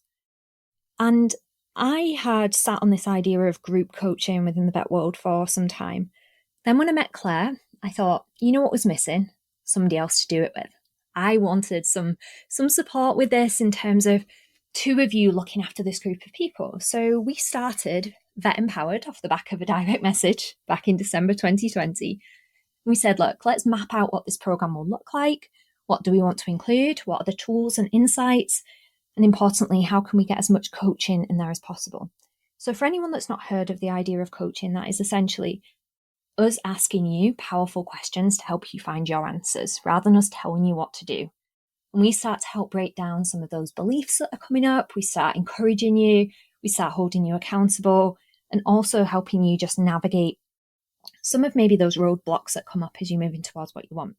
So we did a 12-week program. We had a beta testing group go through that, and the results were incredible. And we thought, gosh, we're onto something here. Everybody has had this huge transformation, and they're calling it life-changing. So we did another one, and then we did another one, and we ran 6 waves altogether, and then we made it more of a continuous program. From there, especially the last 12 months, it has absolutely exploded. We work with a lot of the corporate graduate schemes now. We work alongside some of the charities in the UK. We've gone and spoken at vet schools. We did our first live event last month. It has been incredible just to help people from a community aspect to see that you can find sustainable, enjoyable, rewarding ways to work within this profession in a way that works for you. For people to remember their value, for people to realize that they're not alone, for people to realize, you know what, I can take the power back into my hands rather than ending up in that place of, well, there's nothing that I can do. And helping people before they're at a point where maybe they do need therapy, which again, no judgment if we do need that. We've all been to it I've been there. Lots of us at Vet Empowered have been there. So that's Vet Empowered in a snippet. I realised that was a lot, but I'm very passionate about that one. You sounded very, very passionate, and it's lovely to hear you. You can feel this passion through the microphone. How many people do you think have come through your program now? Through the Vet Empowered Signature program itself, I'd say now probably had 80 people come through that. We've got a lot more coming through now. We've got probably another 10 people due to start in May. Got another few people that are coming through for June. We're getting more inquiries than ever for that. We've got support coaches that are on board with us as well. We're hugely expanding, which is amazing, and we love it. Obviously, we've had far more people be a part of our webinars, one-to-one coaching alongside. We've had people that have come to our workshops. I'd say it probably is actually more than 80. I need to check in on that, Sophie. We have lots of people. They all come through. So many of them stay part of what we do. We love it. Oh, that's brilliant. Have you ever felt an imposter during the coaching in this new business? In short, yes. I have the feeling that we might call the imposter syndrome, imposter experience, that moment of, gosh, did I deserve this? Who am I to do this? And is someone going to find me out? Am I good enough? And whatever stories that we want to add around. But now, rather than, first of all, trying to outwork that or judging that, I noticed that with a bit more curiosity. And now I probably don't even label it as imposter syndrome. I'm like, this is a moment where I'm growing and I need to just take a check-in to be a bit more compassionate with myself, take some pressure off, look back and reflect on what actually did get me here. What would I say to a friend? What do I need? Because I know that every time that I grow, that's when it often shouts the loudest. And now I start to think, oh, okay, this is probably because we've taken a massive step in Vet Empowered or at Vet U or with my own business. And I just look at that in a totally different way, because one of the things that causes us the most pain and frustration, in my opinion, with imposter syndrome is that judgment of the fact that we think we shouldn't feel that way and we think we should get rid of it. Whereas actually what's key for us to do is for us just to approach it and navigate it differently, and understand it differently. And that immediately gives us a lot more energy back. And are there any sort of key, I don't know, a couple of key action points that you put in place beyond the acknowledgement? Absolutely. So one of the things that we talk a lot about at Vet Empowered, and I do my own work now too, is around our nervous system. So one of the things that gets missed out of the conversation a lot is the fact that when we feel a certain way, so if we're feeling nervous or scared or anxious or worried about something, especially if we're going into something new, not only is it our thoughts, but our physiology as well. So if we all go back to vet school and we think for a minute about the autonomic nervous system, we know there's two branches to that. So we've got our sympathetic and our parasympathetic. Now, I'm going to simplify this because it does go a lot more complex, but we know that if our body thinks that something's potentially scary, it's going to do what it thinks it can do to protect us, which is to get us ready to run away or to fight the threat. Now, that threat may well be an email that's come through. That threat might be the potential of somebody judging us. That threat might be a case that might go wrong. Now, the really interesting thing to bear in mind there is that happens in milliseconds. That happens before we have conscious awareness of it. So when our sympathetic nervous system is activated, our heart rate might go up. We might breathe just into the top of our chest. We might breathe more rapidly. We might start to feel anxious or worried. And interestingly, what happens from there is that we end up with our blood flow moves around. So it moves from our logical, rational part of our mind, so our prefrontal cortex. It moves to our muscles. It moves to our heart. Our body is essentially preparing to run away from the scary thing. But that's happening before we even know it. So in those moments, we actually lose access to the logical, rational part of our mind. So it means that when people say, I know when I look back, I should have done it this way, or I could have seen it differently, or I just forgot about all those options. I was in what some people might call a blind panic. It makes sense physiologically. So what can we do in those moments? We have to understand that our nervous system doesn't really speak English or French or any language. Our nervous system actually needs to be showed that it's safe. So we've got an area of our brain, our amygdala, is constantly looking for signs of threats, but it's also looking for signs of safety too. And those threats are based on what we've learned in the past a lot of the time. So I start to look at in those moments where I'm starting to feel that way, because maybe I am taking a step out of my comfort zone, which inherently comes with risks, whether they are rational risks or not, or whether there's a little part of me thinks that's scary. And I start to notice how I feel. And often I'll bring on board things that help to show my nervous system that it's safe. And one of the most common ones that I use for me is breath work, where, again, there are lots of techniques that you'll find out there, but this is more about prolonging our exhale and slowing down our breathing. And there are lots more resources out there that people can look that up, because I realize this could be a topic in itself. And when we are breathing more slowly, more consciously, we've prolonged our exhale, we can start to onboard our parasympathetic nervous system, which means that slowly we'll start to regain access to the logical and rational parts of our mind, because our body sends signals back up to our brain. We all think that it's just the brain controls the body, but actually there's a lot of signals come back up from the body. So if the brain's checking in and saying, hang on, do we need to initiate fight or flight? How's the state of play in the body? Hang on 1 second. Our breathing's actually quite slow. No, we can't be that worried about this. So I'll use things like that. One thing, I realised that was a huge explanation for that one, but hopefully that's added some value. Second things that I do, I find journaling and writing my thoughts out very valuable.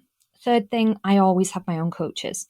So particularly around the business, particularly around the things that I'm doing, I'll soundboard something off them. I'll just drop them a message, or on the next session, I'll externalize it. Because interestingly, when we look at the definition of imposter syndrome, it's the persistent internalized fear that our results or achievements were not legitimately earned as a result of our own actions. And I always look at that word internalized. I'm like, when we can find someone to externalize that to, we've immediately made it outside of the definition. That makes sense. Completely. And perhaps given it some value rather than sticking it in a drawer and trying to forget about it. That's it. Absolutely. And we can look at something without having to believe it.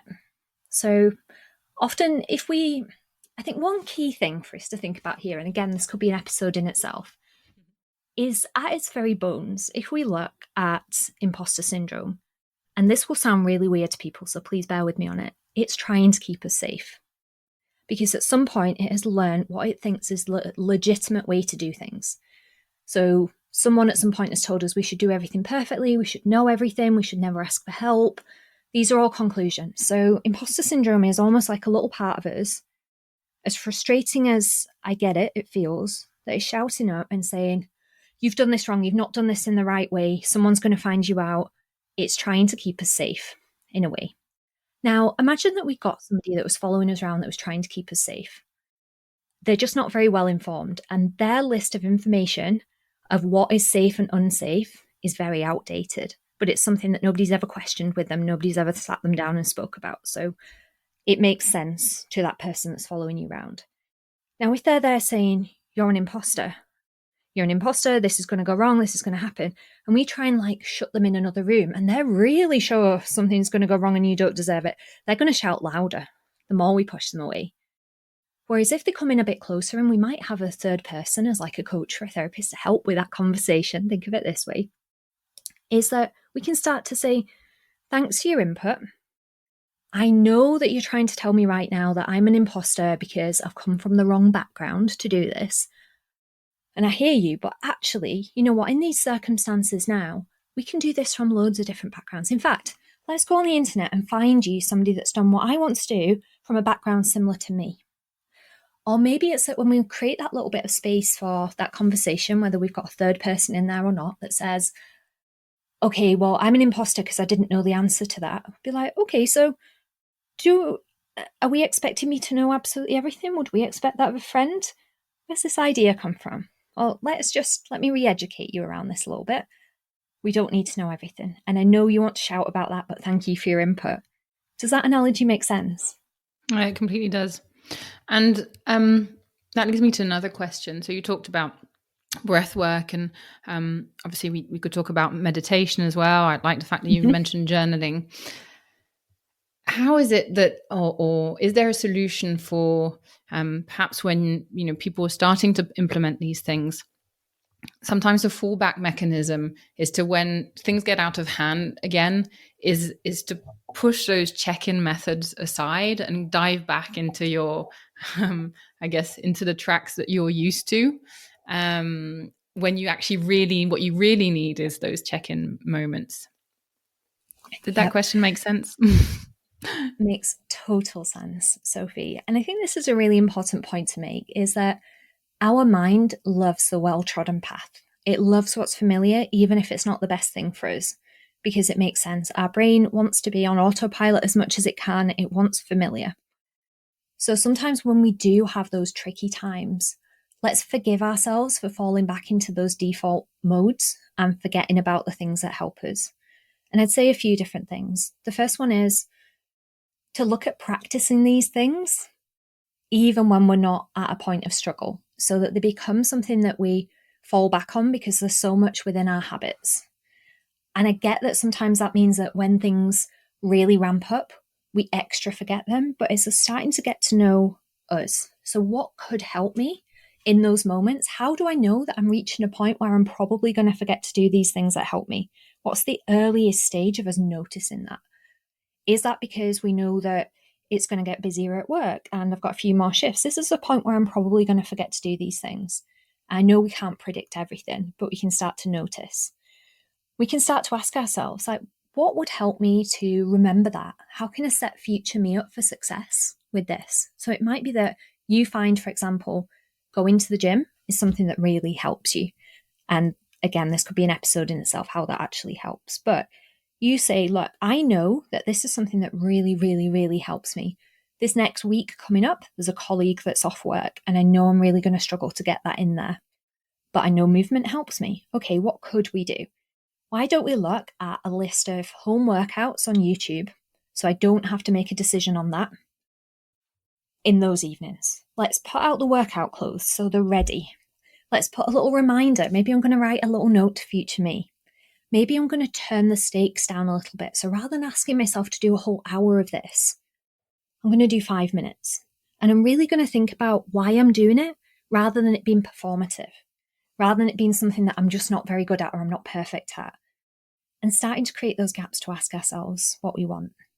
Does that make sense? Yeah, it totally does. And I like the idea of it's somewhere between 0 and 100. You know, it can be 5 minutes, it can be 10 minutes. It's a little bit like I guess, you know, when you want to go on a diet and it's all or nothing, you're either going to binge out on chocolate or you're going to, you know, starve yourself.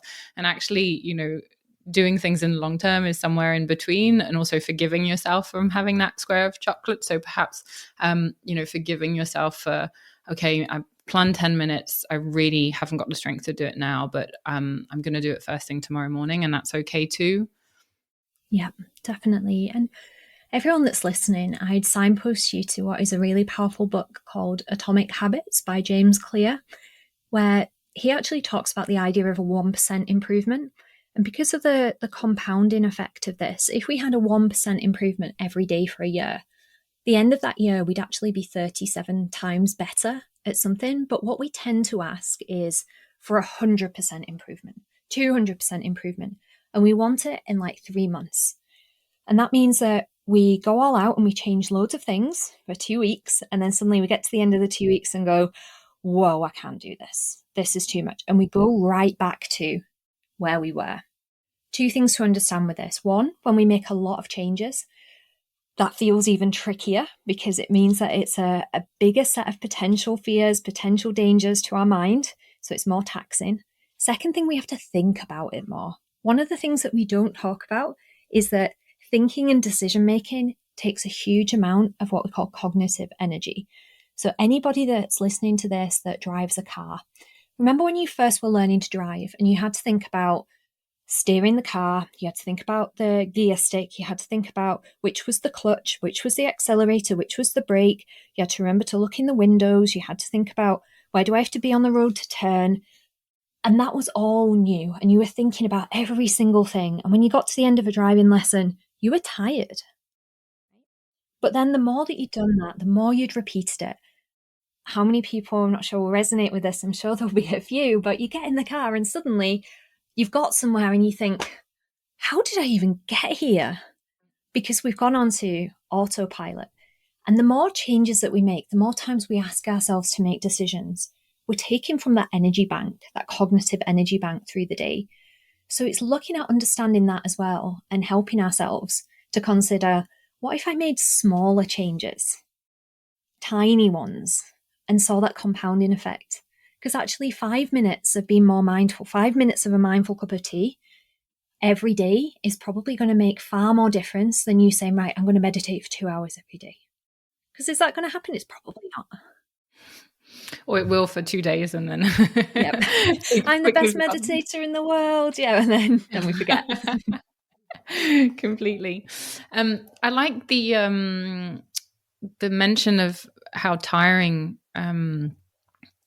using your brain can be. And I don't know if you experienced this. I'm sure you did. And I did, and I think many new graduates do, is feeling really tired, not just because of the days that you're working, but again, because you're using your brain so much for so many new things. I mean, I remember first year in practice, I used to go home if I had a break at lunch and sleep for half an hour. Was that a thing for you?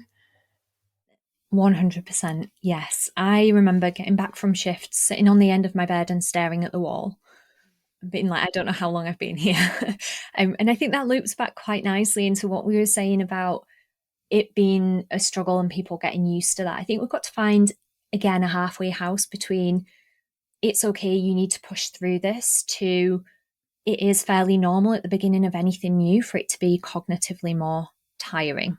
And I think we need to learn to lean towards that more, to normalize in the fact that when we learn something new, it does take more of our energy, and being compassionate to ourselves for that, asking ourselves what we need, and also understanding there are different types of rest.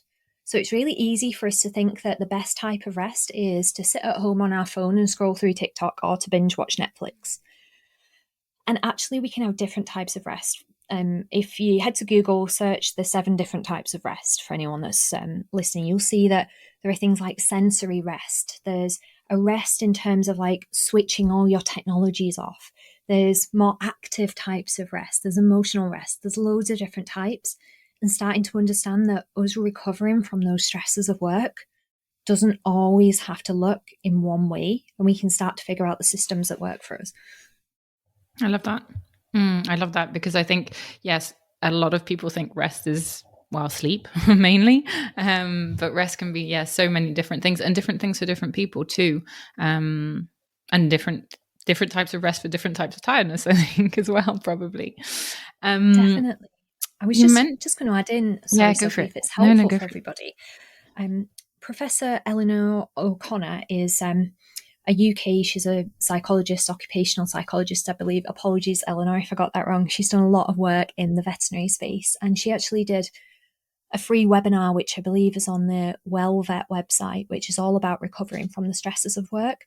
Really helpful, getting people to understand the idea of psychological disconnection from work, the different types of things we can do, like rest, mastery, having a choice in what happens in our free time. It's an hour long, really helpful.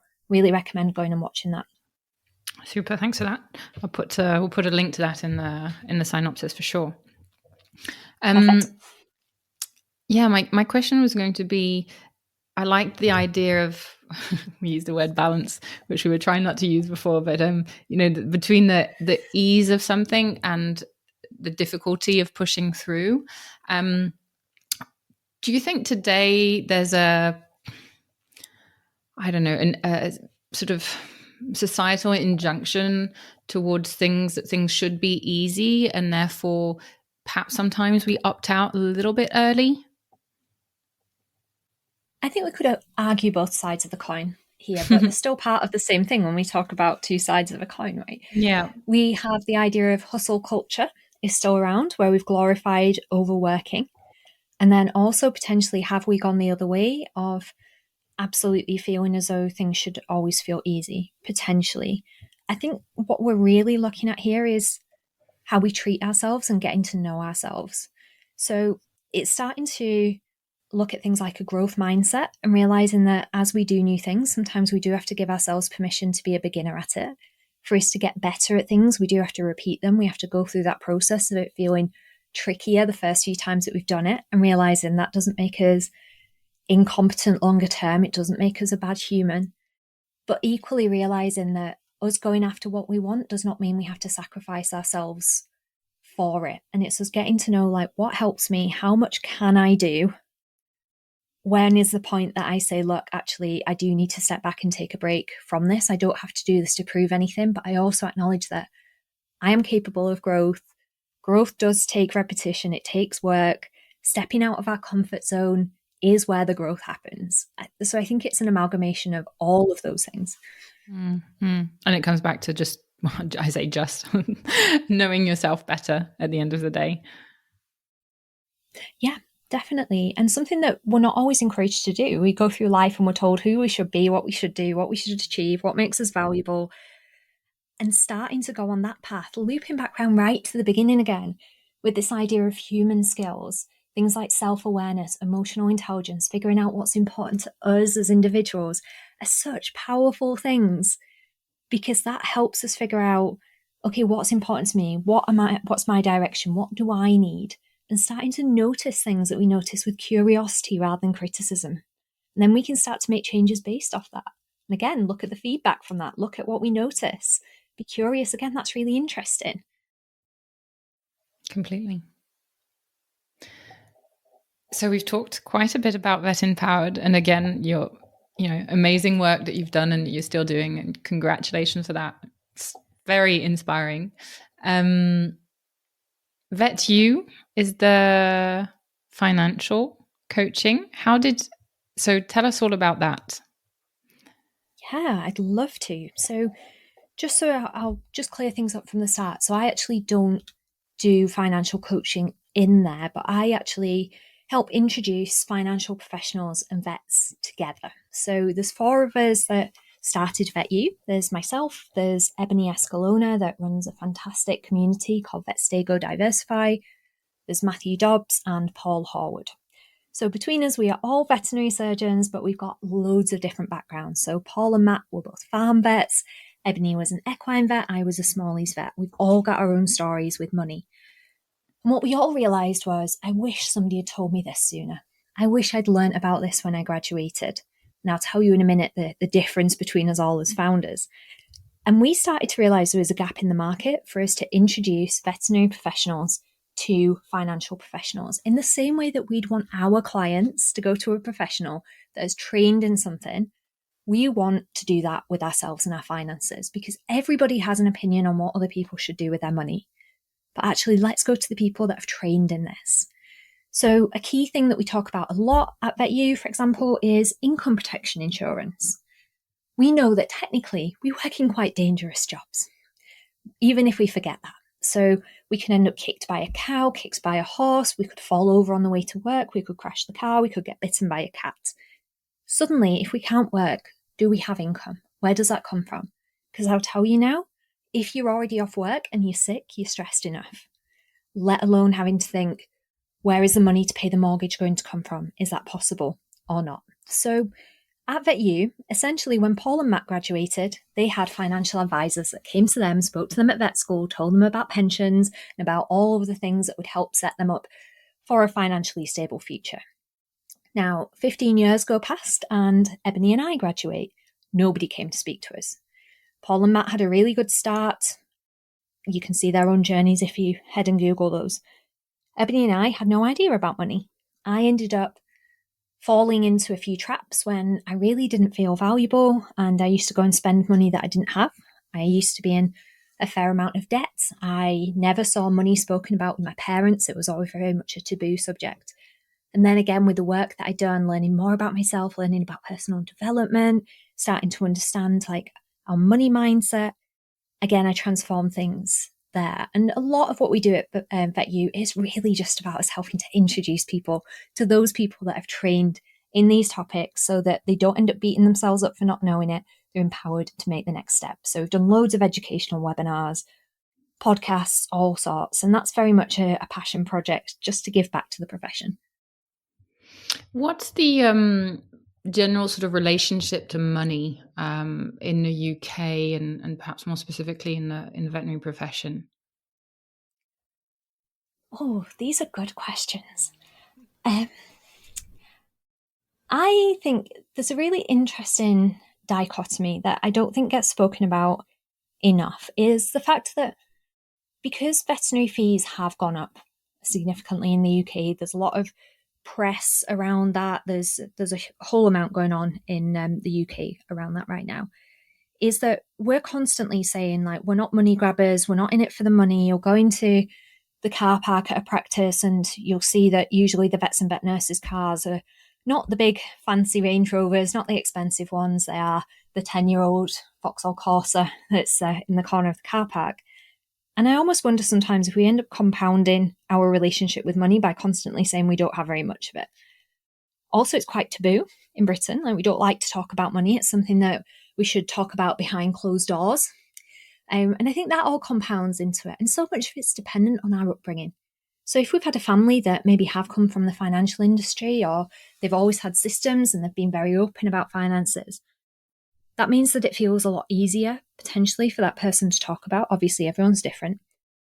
But when money has become a taboo in a country, which it has a lot of the time in the UK, it means that that goes on into our adult life, even if we've not examined that, even if we've not taken a minute to think about that.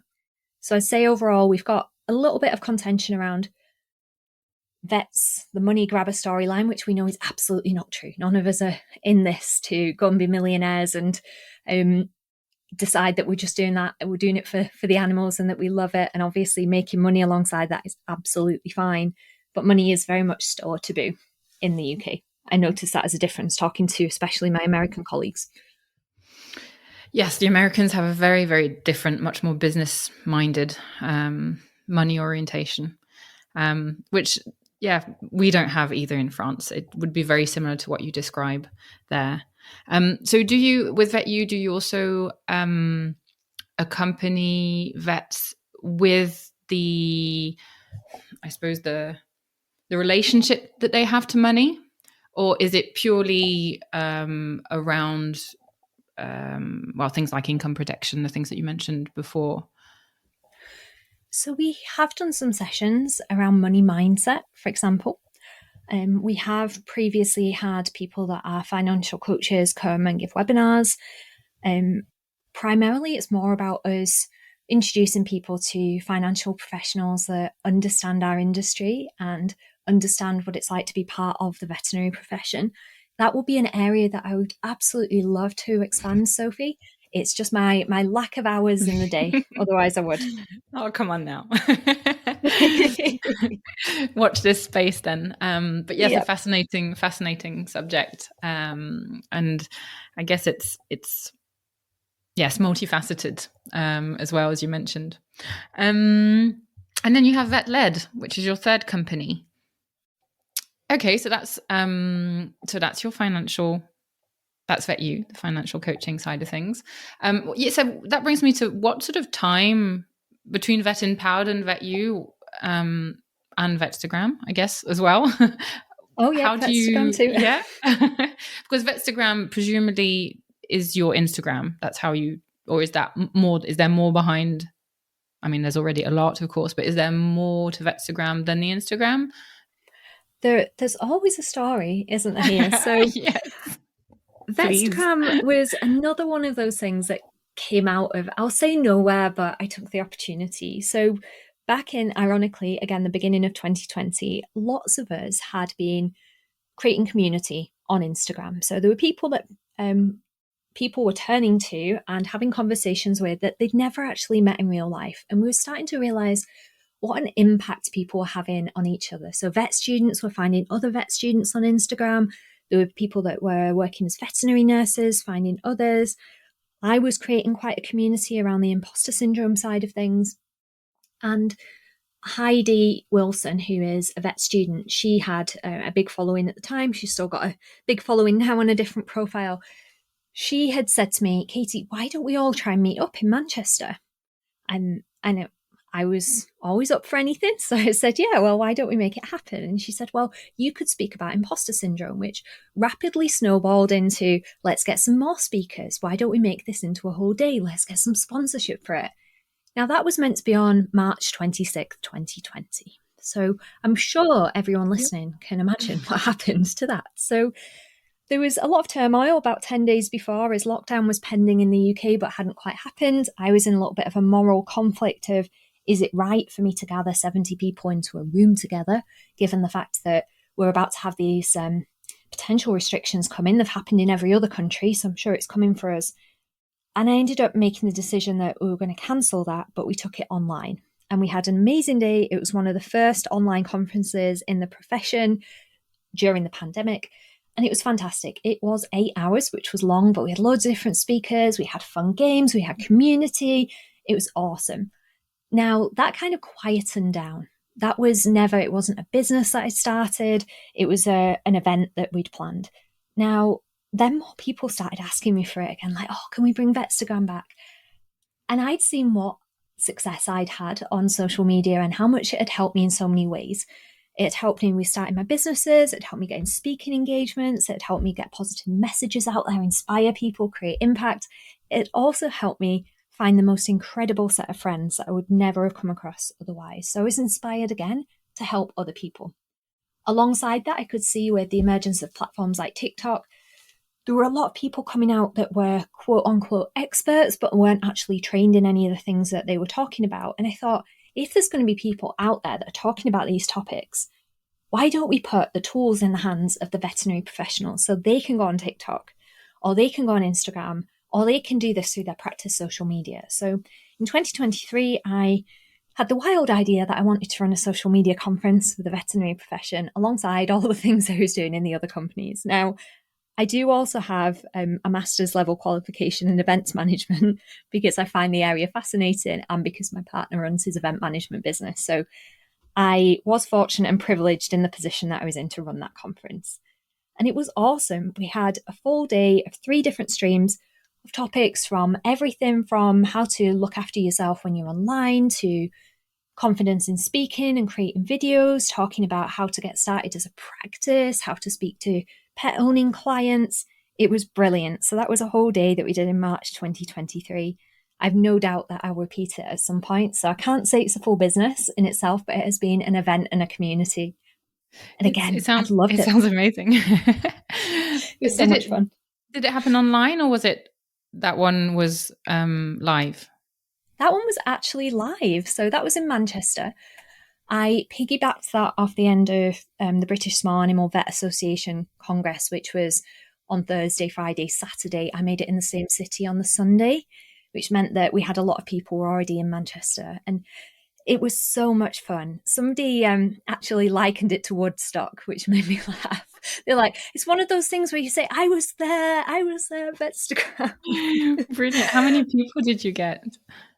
We had about 170 people, which is not too bad. I mean, certainly this is the point where, those little perfectionist tendencies will still try and pop in for me, Sophie, as well. And be like, oh, you could probably have more people. But I am owning the fact that was a lot to do for me and my awesome virtual assistant team. We were basically the only ones that were behind making that happen.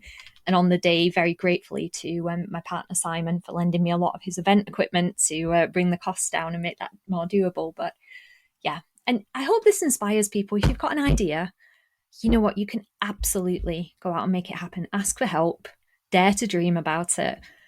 We can figure things out. We just have to let ourselves be a beginner at things, reach out to people that know how to do these things, go one step at a time, and dare to be inspired by it. I like that. Would you say that, how to phrase this, there's a general movement like in the UK to do things together to make things better? Is it relatively, I don't want to use the word easy, because then it makes it sound like, it was easy for you and it's not so much of an achievement, which of course it was. But I get the feeling from the different things that you said in this podcast that there's generally a lot of people out there who are looking together in the same direction and are happy to work together rather than stay in their little corner and just, work their thing. Or is it completely biased? Am I wrong in thinking that? And my view might be quite skewed because I am all about collaboration over competition. So that might be the type of people that I attract in. But there are always going to be people out there that will be willing to collaborate. We just have to find them. Yes, because finding them generally means looking. Occasionally you have someone sort of just appear, but it does mean, or certainly being in the right receptive mindset, I guess. That's it. And I guess it's also thinking about where could those people be and putting the word out and asking for them. We've all got social media platforms now. So LinkedIn, for example, I'm looking to collaborate with somebody that's passionate about well-being in France. You'll be surprised, I think, by how many people that come back there. We are now in a world post-pandemic that connecting with people online is easier than ever. Obviously, we're having this conversation right now. We've been on a Zoom call before. It is not out with the realms of possibility for you to reach out to somebody from a different country that's been there and has done it and is just a little bit further down the road, even if that road's slightly different. And you'd be surprised how open people are to collaborating. The second thing that I'd say is if somebody says no, let's also just try and release that pressure for that to mean something about us or the viability of our project. I know now I get a lot of requests all the time, which is beautiful and lovely, and I'm very flattered by it, but I cannot say yes to everything just because of my capacity. So sometimes I'll say it's a not now. Sometimes I'll introduce them to somebody else that is doing something similar, because I have had periods where I've headed towards burnout, even doing something that I love. So I'd say, let's get inventive, reach out, think beyond the circles of where we normally tread, and realize there are people. We just have to find them. I like it. Still around the veterinary profession, because this links in to what we were saying before. So I left the UK in 2014. I don't remember there being much effort being put into veterinary professional well-being at that time. I think the premises might have occurred around maybe just after I'd left 2015. I remember the Mind Matters initiative. I used to still work in the UK, being based in Europe. I'd love to hear from you, your thoughts on what's changed over the last 10 years in the profession and why. This is, again, another wonderful question, Sophie. You're such a good interviewer. Thank you. Out there. You're most welcome.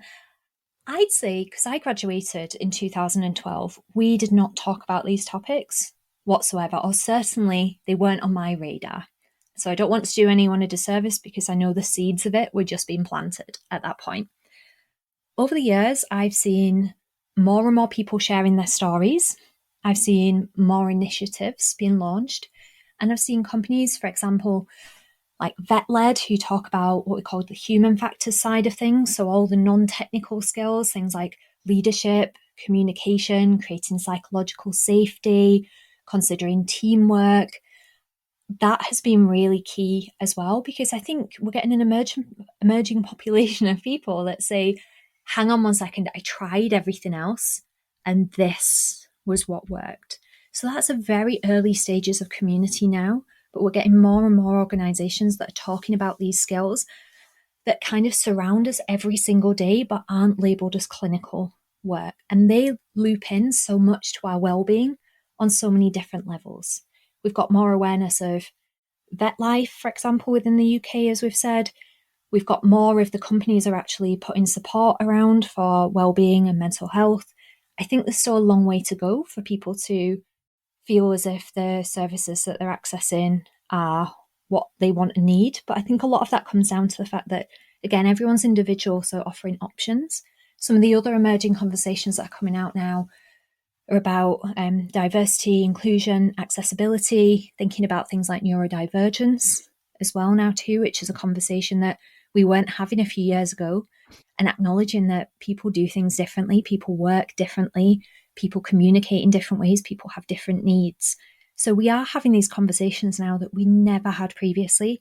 And there are individual groups that are setting out to do things about that. Obviously, we've got Mind Matters as well. And I do think over the next few years, we're going to see more collaborations, more people coming and collating resources together. And that's happening more and more, but I think that will happen even further. I mean, I remember in the UK, there was already quite a lot. I mean, before even the corporates arrived, there were groups of clinics on a national perspective. Do you think that helps the fact that there are groups of clinics rather than individual clinics, and then corporates coming in as sort of more of a drive, I guess, more of a community type led drive, I suppose is what I mean. Interesting. I think that there's pros and cons to both sides of it. I think often with the side of the corporates, they have more resources often in terms of the things that are provided well-being wise. I don't think that means that the independents can't provide awesome things as well-being wise too. Potentially with resources of staff. I'm not saying this is always the case, because I know there are corporate clinics that still struggle for staff, but there might be the ability to move people between clinics. You've got bigger teams for things like recruitment, HR, and that side of things too. So that has undoubtedly changed landscape-wise, that we've got more corporate practices, definitely in the last 10 years. The impact that that's had, without me seeing the figures, I really wouldn't want to comment out of line. But I'd say, just like with everything, there's probably pros and cons to both in terms of what impact that has. You've done now what seems like, when I look at your CV, a huge amount of extra training on the coaching side of things. There are obviously, because of people being more sensitive to these subjects, more and more options out there in terms of training and interest. How do you choose what's best suited to your needs as a coach? So one thing that's very important to me is that any training that I do is accredited. And I look at testimonials. I mean, certainly in terms of the actual topics that I choose, I tend to follow my interests, because there are so many different types of coaching, so many different niches that you can go into, so many different modalities that you can use. And I'll often follow what I've used personally as well. Now, obviously, we've got to remember that different things work for different people. But I honestly believe if I've had something that has made an impact and then I go on and learn that modality as well, I'm more behind it. And I think people feel that as an energy as well. That if I go and tell people, or coach in a certain way, and I've never received that, I've never been on the other side of that, I just don't think it brings quite as much to the table as when I've been on both sides, even if they've got a different view. Does that make sense? Yeah, completely does. So would you say that all the types of coaching or methods that you go out and learn, perhaps they've been brought to you at some point for your own personal well-being and coaching? The vast majority of them, yeah, definitely. Sometimes it is an area of interest that maybe I've not specifically been coached around, but I found that it's made sense. Everything that we use at Vet Empowered is science-backed. So, for example, as I touched on very briefly around our nervous system in this, and as we said, it was a very oversimplified version of just talking about one component of that too. When we understood the science behind, for example, breath work, and Claire Grigson, who is obviously my business partner at Vet Empowered, she is also a meditation teacher and a breathwork facilitator too. And we really started integrating that into the program and started to get so much feedback around what a difference that was making to people. That sent us very much down being interested in the autonomic nervous system. And that's why we ended up doing our somatic coaching and ended up, again, understanding other people and the way that they responded. We started doing our trauma-informed coaching as well. So there's kind of a mixture of us following the things that we're interested and we're passionate about. And looping back to the conversation again about when we're doing certificates in practice, I always check in with myself now about, why am I doing this? Am I doing this because the story is coming up, you should do this and then you'll be a good coach? Or am I doing this because I'm genuinely interested in this? And if it's not the latter, or at least the majority of the latter, then I'll normally give myself a pause and leap back into it and see whether it's still something that I want to do a few weeks, a few months down the line. Would you say that having the scientific aspect for Vet Empowered is a selling point, increases your credibility for veterinarians? I think being science-based in what we do, and this is my opinion, should be a prerequisite of us coaching. Because at the end of the day, we don't want people to be guinea pigs. We don't want to do something that we don't know at least has some ability to work there as well. Now, don't get me wrong, I'm probably going to say something quite controversial here at Vet Empowered. We always say you can be scientific and you can be spiritual at the same time. You don't have to choose. You can get to be both if you want. If you want to believe there's something bigger out there, you're part of something bigger, that doesn't have to be religious, that doesn't have to be believing in the universe. There are lots of different definitions of what that means. So we don't just have to sit in here in our head, in our very scientific part of our mind of saying, oh, well, it's not been proven, it's not true, therefore it doesn't work. We can be open to possibilities. We can be curious. We can choose to be inspired by things. But I do think it's really key that the things that we use are safe, have some evidence behind them, and aren't something that we've just plucked out of thin air. That makes sense. And I think perhaps well, actually, there's a question I'm saying, I think, but do you think that the beyond that, for veterinary professionals out there, what I've heard certainly around coaching in France is sometimes, there's a lot of questions. Oh, well, does it work? And because we're scientifically minded, knowing that there's science before sort of gives us a reason to go and do it. And it's probably not the right reason, but the acknowledgement of the actual real need coming after, then perhaps it doesn't matter so much if it's the first reason. That was very muddled. Did that make sense? It does. I think something being science-backed helps us to take one step towards it, to consider it, given the background that we're from. I look at it being science-backed from a safety and client care perspective. Is the way that I look at that. So if people want science backing from the point of view of the imposter phenomenon, we know that, I think it was in 2020, there was a paper by Zanchetta and team, and they found that having coaching seemed to reduce the imposter phenomenon scores. Now, I don't tell people to go out and score themselves. The scoring system is purely something that's used for research and academia so that they can actually quantify something. So I'd say that if coaching feels right for you and you're curious, go for it. Talk to somebody, go jump on a discovery call with them. At the end of the day, the thing that is the biggest indicator of potential success in a coaching relationship, and interestingly, a lot of the time in a therapy relationship as well, is our bond with our coach or our therapist. Even more so often than the modality that's used in there too. Because people, we want to be listened, we want to be heard, we want to be accepted, we want to feel safe. So it's really key that we also get on with the person that's supporting us too. So I can actually, if you're up for it, Sophie, I can give you the link, because we've got a fantastic guide to coaching from Vet Empowered, what it is, what it isn't, differences between coaching and therapy, what coaching can do for you, green flags looking for a coach, how to find a coach. We can send that across if people are interested in that. Super. So yes, some of that's about Vet Empowered, but a lot of it's very general about finding a coach as a veterinary professional. Yes, because I think in the UK it's a lot something. It's become more common certainly than it. I mean, it is really starting in France, but I think we're a little bit behind you guys. And yeah, questions that do arise as well. What is a coach? What can I expect out of coaching? What's the difference with a psychologist, therapist, that kind of thing? So yes, thank you. That would be very, very helpful. Yeah, we'd love to.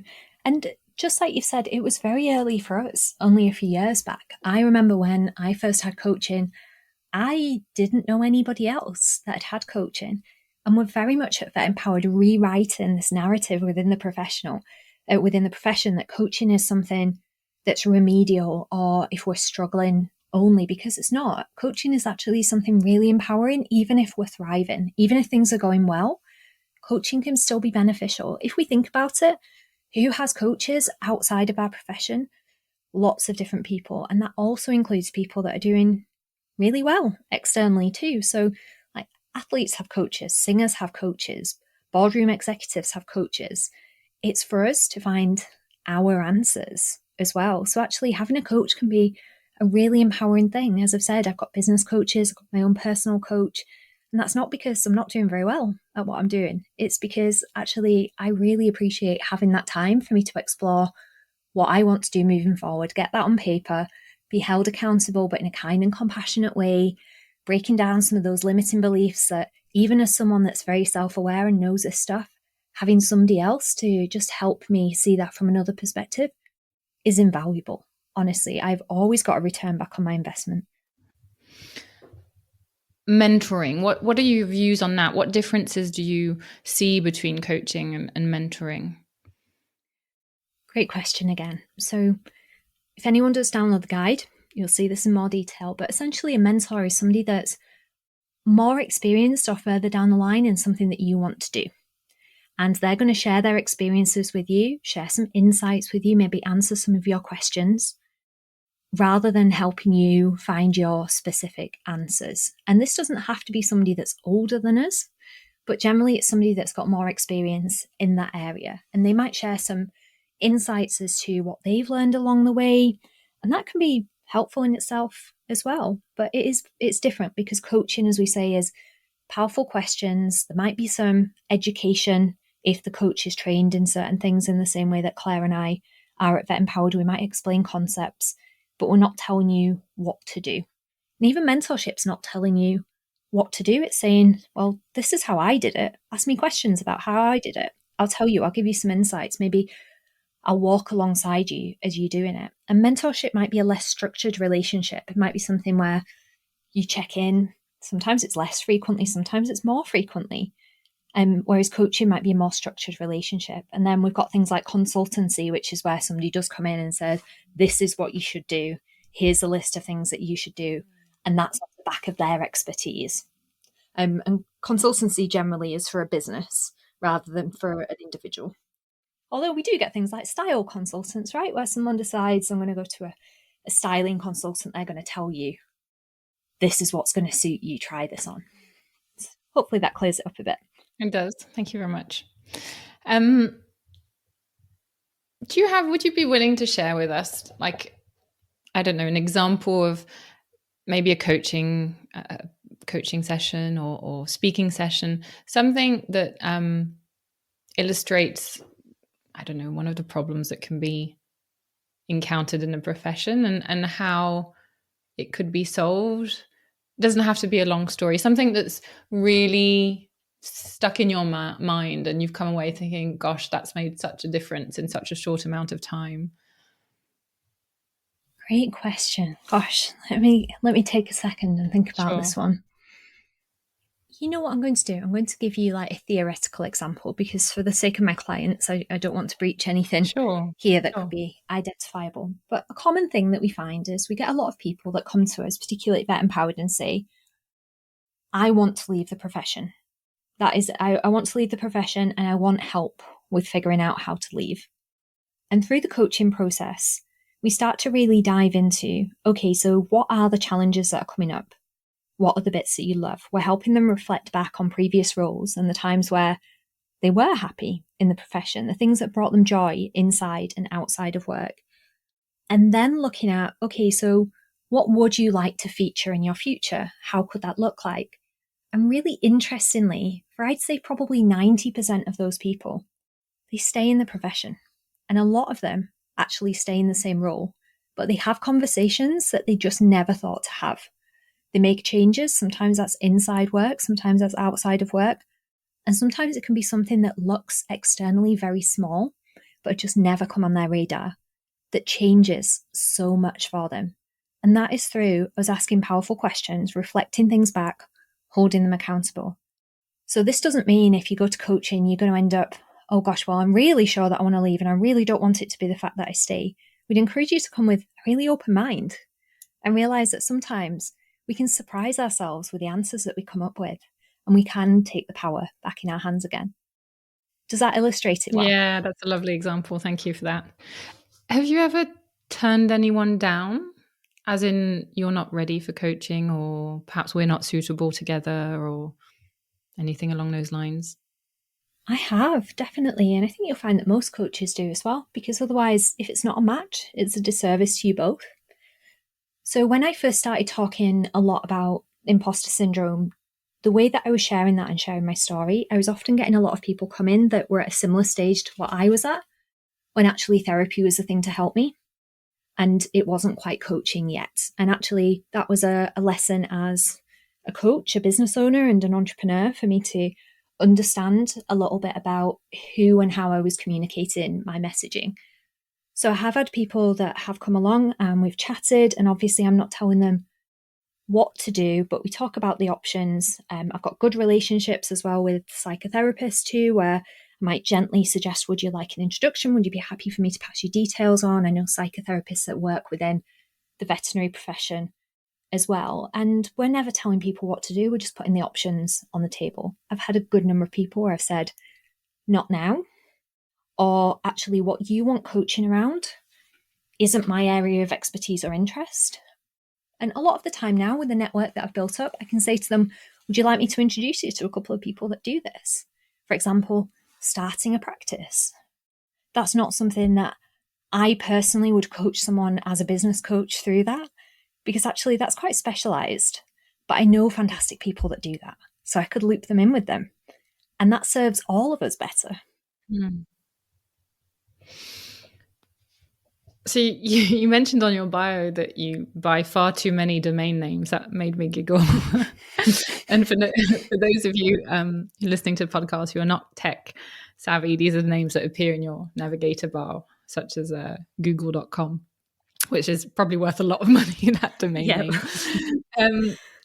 So I'm not going to ask you what domain names you've bought, but what's next on the agenda for you? Any plans that you care to share or can share? Great question. I mean, on the domain name front, I have reined myself in slightly now. I do give myself a little bit more of a gap before going and purchasing that with some wild idea at 3 a.m. and thinking, I need to nab the domain for this, so I've got it. But plans moving forward, there's a lot happening at Vet Empowered at the moment. Off the back of our event in March, the buzz was incredible off the back of that. Everyone was asking for more. They were asking for retreats. They were asking for other in-person events. So we're going to make that happen. We are growing. We're involved in a lot of different projects with some of the bigger businesses. So we've got a lot that's going to be coming out soon for Vet Empowered too. VetU has just set up its new website where people can go and book calls. That is UK based, just to be clear, because every country has its own financial regulation. We realise that too, but there is a lot in the blogs and things that people might find applicable around financial MOTs and money mindset and understanding how finances are interlinked with our well-being too. We launched a product recently at VetU, which was, again, exciting. And for my own side of things, I'm doing more and more coaching for people that want to create impact within the veterinary and animal health related sectors. So doing a lot of one-to-one work, but there are lots of workshops and things coming up. So if anybody is entrepreneurial out there and thinks, you know what, I am so inspired by Katie taking action, I love it, I'd love some insights, some support, keep your eye out, drop me a follow on @KatieFordVet because there's some good stuff coming. Great teasing. Have you ever, I mean, I know your work's cut out for sure. Any international stuff, like in the US? I presume probably you're working along with Ireland and Scotland as well, Wales maybe, and within the UK. Have you branched out from the island? So I have done lots online. So I've had coaching clients in Hong Kong, in Singapore, in the US and Canada. I have headed out to Ireland a good few times to speak because the last few years we have really been on and off with the restrictions in terms of travel, COVID, that side of things. I haven't headed out to the US to do anything in person yet, but I've had a couple of inquiries that maybe might be for the end of the year or next year. So that is exciting as well. Although I love the fact that I can work online and connect with so many people across the globe. And it sounds like you've got it. You're online and you're based at home, but you're working with a lot of different people. So do you ever feel isolated? You know what? I'm very aware that could be potential. So I look at the things I can do to set me up the spaces and support systems to meet my needs. So my partner, he also works from home too. Obviously, he's doing events, so sometimes he's up and down the country. Today, ironically, he's at a veterinary conference in the UK. I'm not quite sure how that happened because he's not a vet, not from a vet background, but he knows more people there than I probably do, which is ironic. I also frequently check in with my team, and I have interests outside of work. That means that I'll go and meet up with friends, with loved ones, and I'm just really keen to make sure that features because I know that's something that's important to me.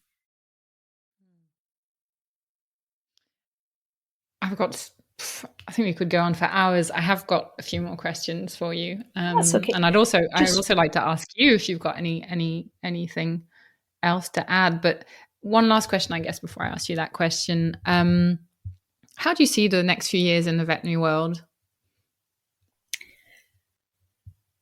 I think there are going to be some changes. I think there are things afoot at the moment, certainly within the UK, where there are lots of working parties, lots of conversations, lots of discussions going on. For those of you that don't know, in the UK in March, it was announced by the Competition and Marketing Authority that there was going to be an investigation into the veterinary profession around things like pricing transparency, competition within the industry, lots of different things. I mean, that certainly people can go and look that up if they want to. We've had the XL bully ban in the UK. We've got a cost of living crisis, which I know is across the globe as well. So there's a lot that's been going on, a lot of pressures. But off the back of that, there's been a lot of proactive groups that have had to form. So I think we'll see some changes starting to come. Obviously, we've had the flexible working rules that have come along too. We have been quite impacted workforce-wise by Brexit. We know that the number of people that were able to come to the UK after that had come into place had really dropped. So I think there will be some changes happens within the UK. I think what that looks like, I am not sure yet. I think if I did clearly know that, I probably would have jumped forward and had a project starting to try and make that happen yet. But I am watching with bated breath and supporting wherever I can. And I do think that we're going to start to see human-centric based changes that need to happen, and maybe an overhaul of how actual working works. But I'm not quite sure how that looks yet. Mm-hmm. So the last question you know of. So before that, I'd like to ask you if there's anything that we haven't spoken about that you would wish to bring up or add before we end. I would say if you've listened to my story and you think, oh my gosh, there's a name for this, it's imposter syndrome, that's me. please, first of all, take off any judgment. This is not a personal fault. It's not a medical condition. It's not listed in the DSM-5 alongside things like anxiety and depression. But please be gentle with yourself about how it's affecting you. Reach out for support if you need to. Head out and learn a little bit more about it and find the things that help you, because we're all individual. It doesn't mean that you can't go out and do the things that you want to. Let's take the meaning off it being a good thing or a bad thing. It's just a very common thing. And you're allowed to redirect your attention to what helps me in those moments and to find that set of things. And to absolutely realize that, as I've just said, it doesn't mean to need to stop you doing the things that are important to you. And I'd finally just say, if you really listen to one part of this, it will be to know that you are valuable, even when we forget, even when it doesn't feel true, even when all those stories that pop up that are normally stories from someone else at some point telling us the reasons why we're not enough, that you're enough and you're worth getting to know. Thank you, Katie. That was very touching. So to end this podcast, we haven't spoken at all about a little gem of a book that you've written and had illustrated, which is called To an Amazing Vet. Perhaps you would like to just tell us a little bit about this book and then read an excerpt from it. Would that be okay with you? I'd love to. So back in 2020, I was making some social media posts, just giving some reminders out there to people that were listening that they are valuable, they're not imposters, they're a human outside of their job. And then as I started writing them, I thought, this could actually be a book. It's not going to be a long book, but these need reading in sequence. So I put them together and I found somewhere to print them, and I set off and created my first book. I had no idea what I was doing with it, but I'd taken action on it. Then they arrived and I read it out to my friend Ebony, and she started crying and she said, everybody needs to hear this. And I thought, I need to launch them out into the world then. So I did. And since then, they've sold in over 20 different countries. There are thousands of copies have sold, and the response has been incredible. There's To an Amazing Vet, there's To an Amazing Vet Nurse, there's practice manager, there's students, there's animal nursing assistant. I've tried to include everybody in here. So I will read briefly a page for you. Let me find one of them. So this is only 30 pages long. So people can read this in 6 or 7 minutes, which is just the perfect boost in the day. So let's pick this page. But you are valuable, not because of the letters after your name, however many there may be, or because of where you work, or because of the car that you drive, or the extra certificates that you have. Nor does your value rest on your case outcomes or whether you can spay a bitch space but solo. Plenty of people think you're valuable just because you're you. Even on the days where you don't get out of bed from under the duvet and that you watch TV all day. And don't forget that being you involves so much more than your job title. You're a son or daughter, or maybe a sibling, a cousin, perhaps a mother or father. There are many facets to you. You'll have your own set of things that make you happy. Always remember to embrace those things. You're allowed happiness and not on a delayed payment plan. Spend time on all of you, as well as your career. Nobody ever says they regret not working enough. That's lovely. Thank you, Katie. Thank you so much. Mm-hmm. And thank you for spending almost 2.5 hours with me. Very generous. And thank you for everything you shared. It will be, I'm quite certain, valuable to everybody who listens. So thank you for them too. Oh, thank you very much. And if anyone has any questions, please do reach out. I'm always happy to answer wherever I can. Voici le temps venu de clôturer cette saison 2 de Veto Micro.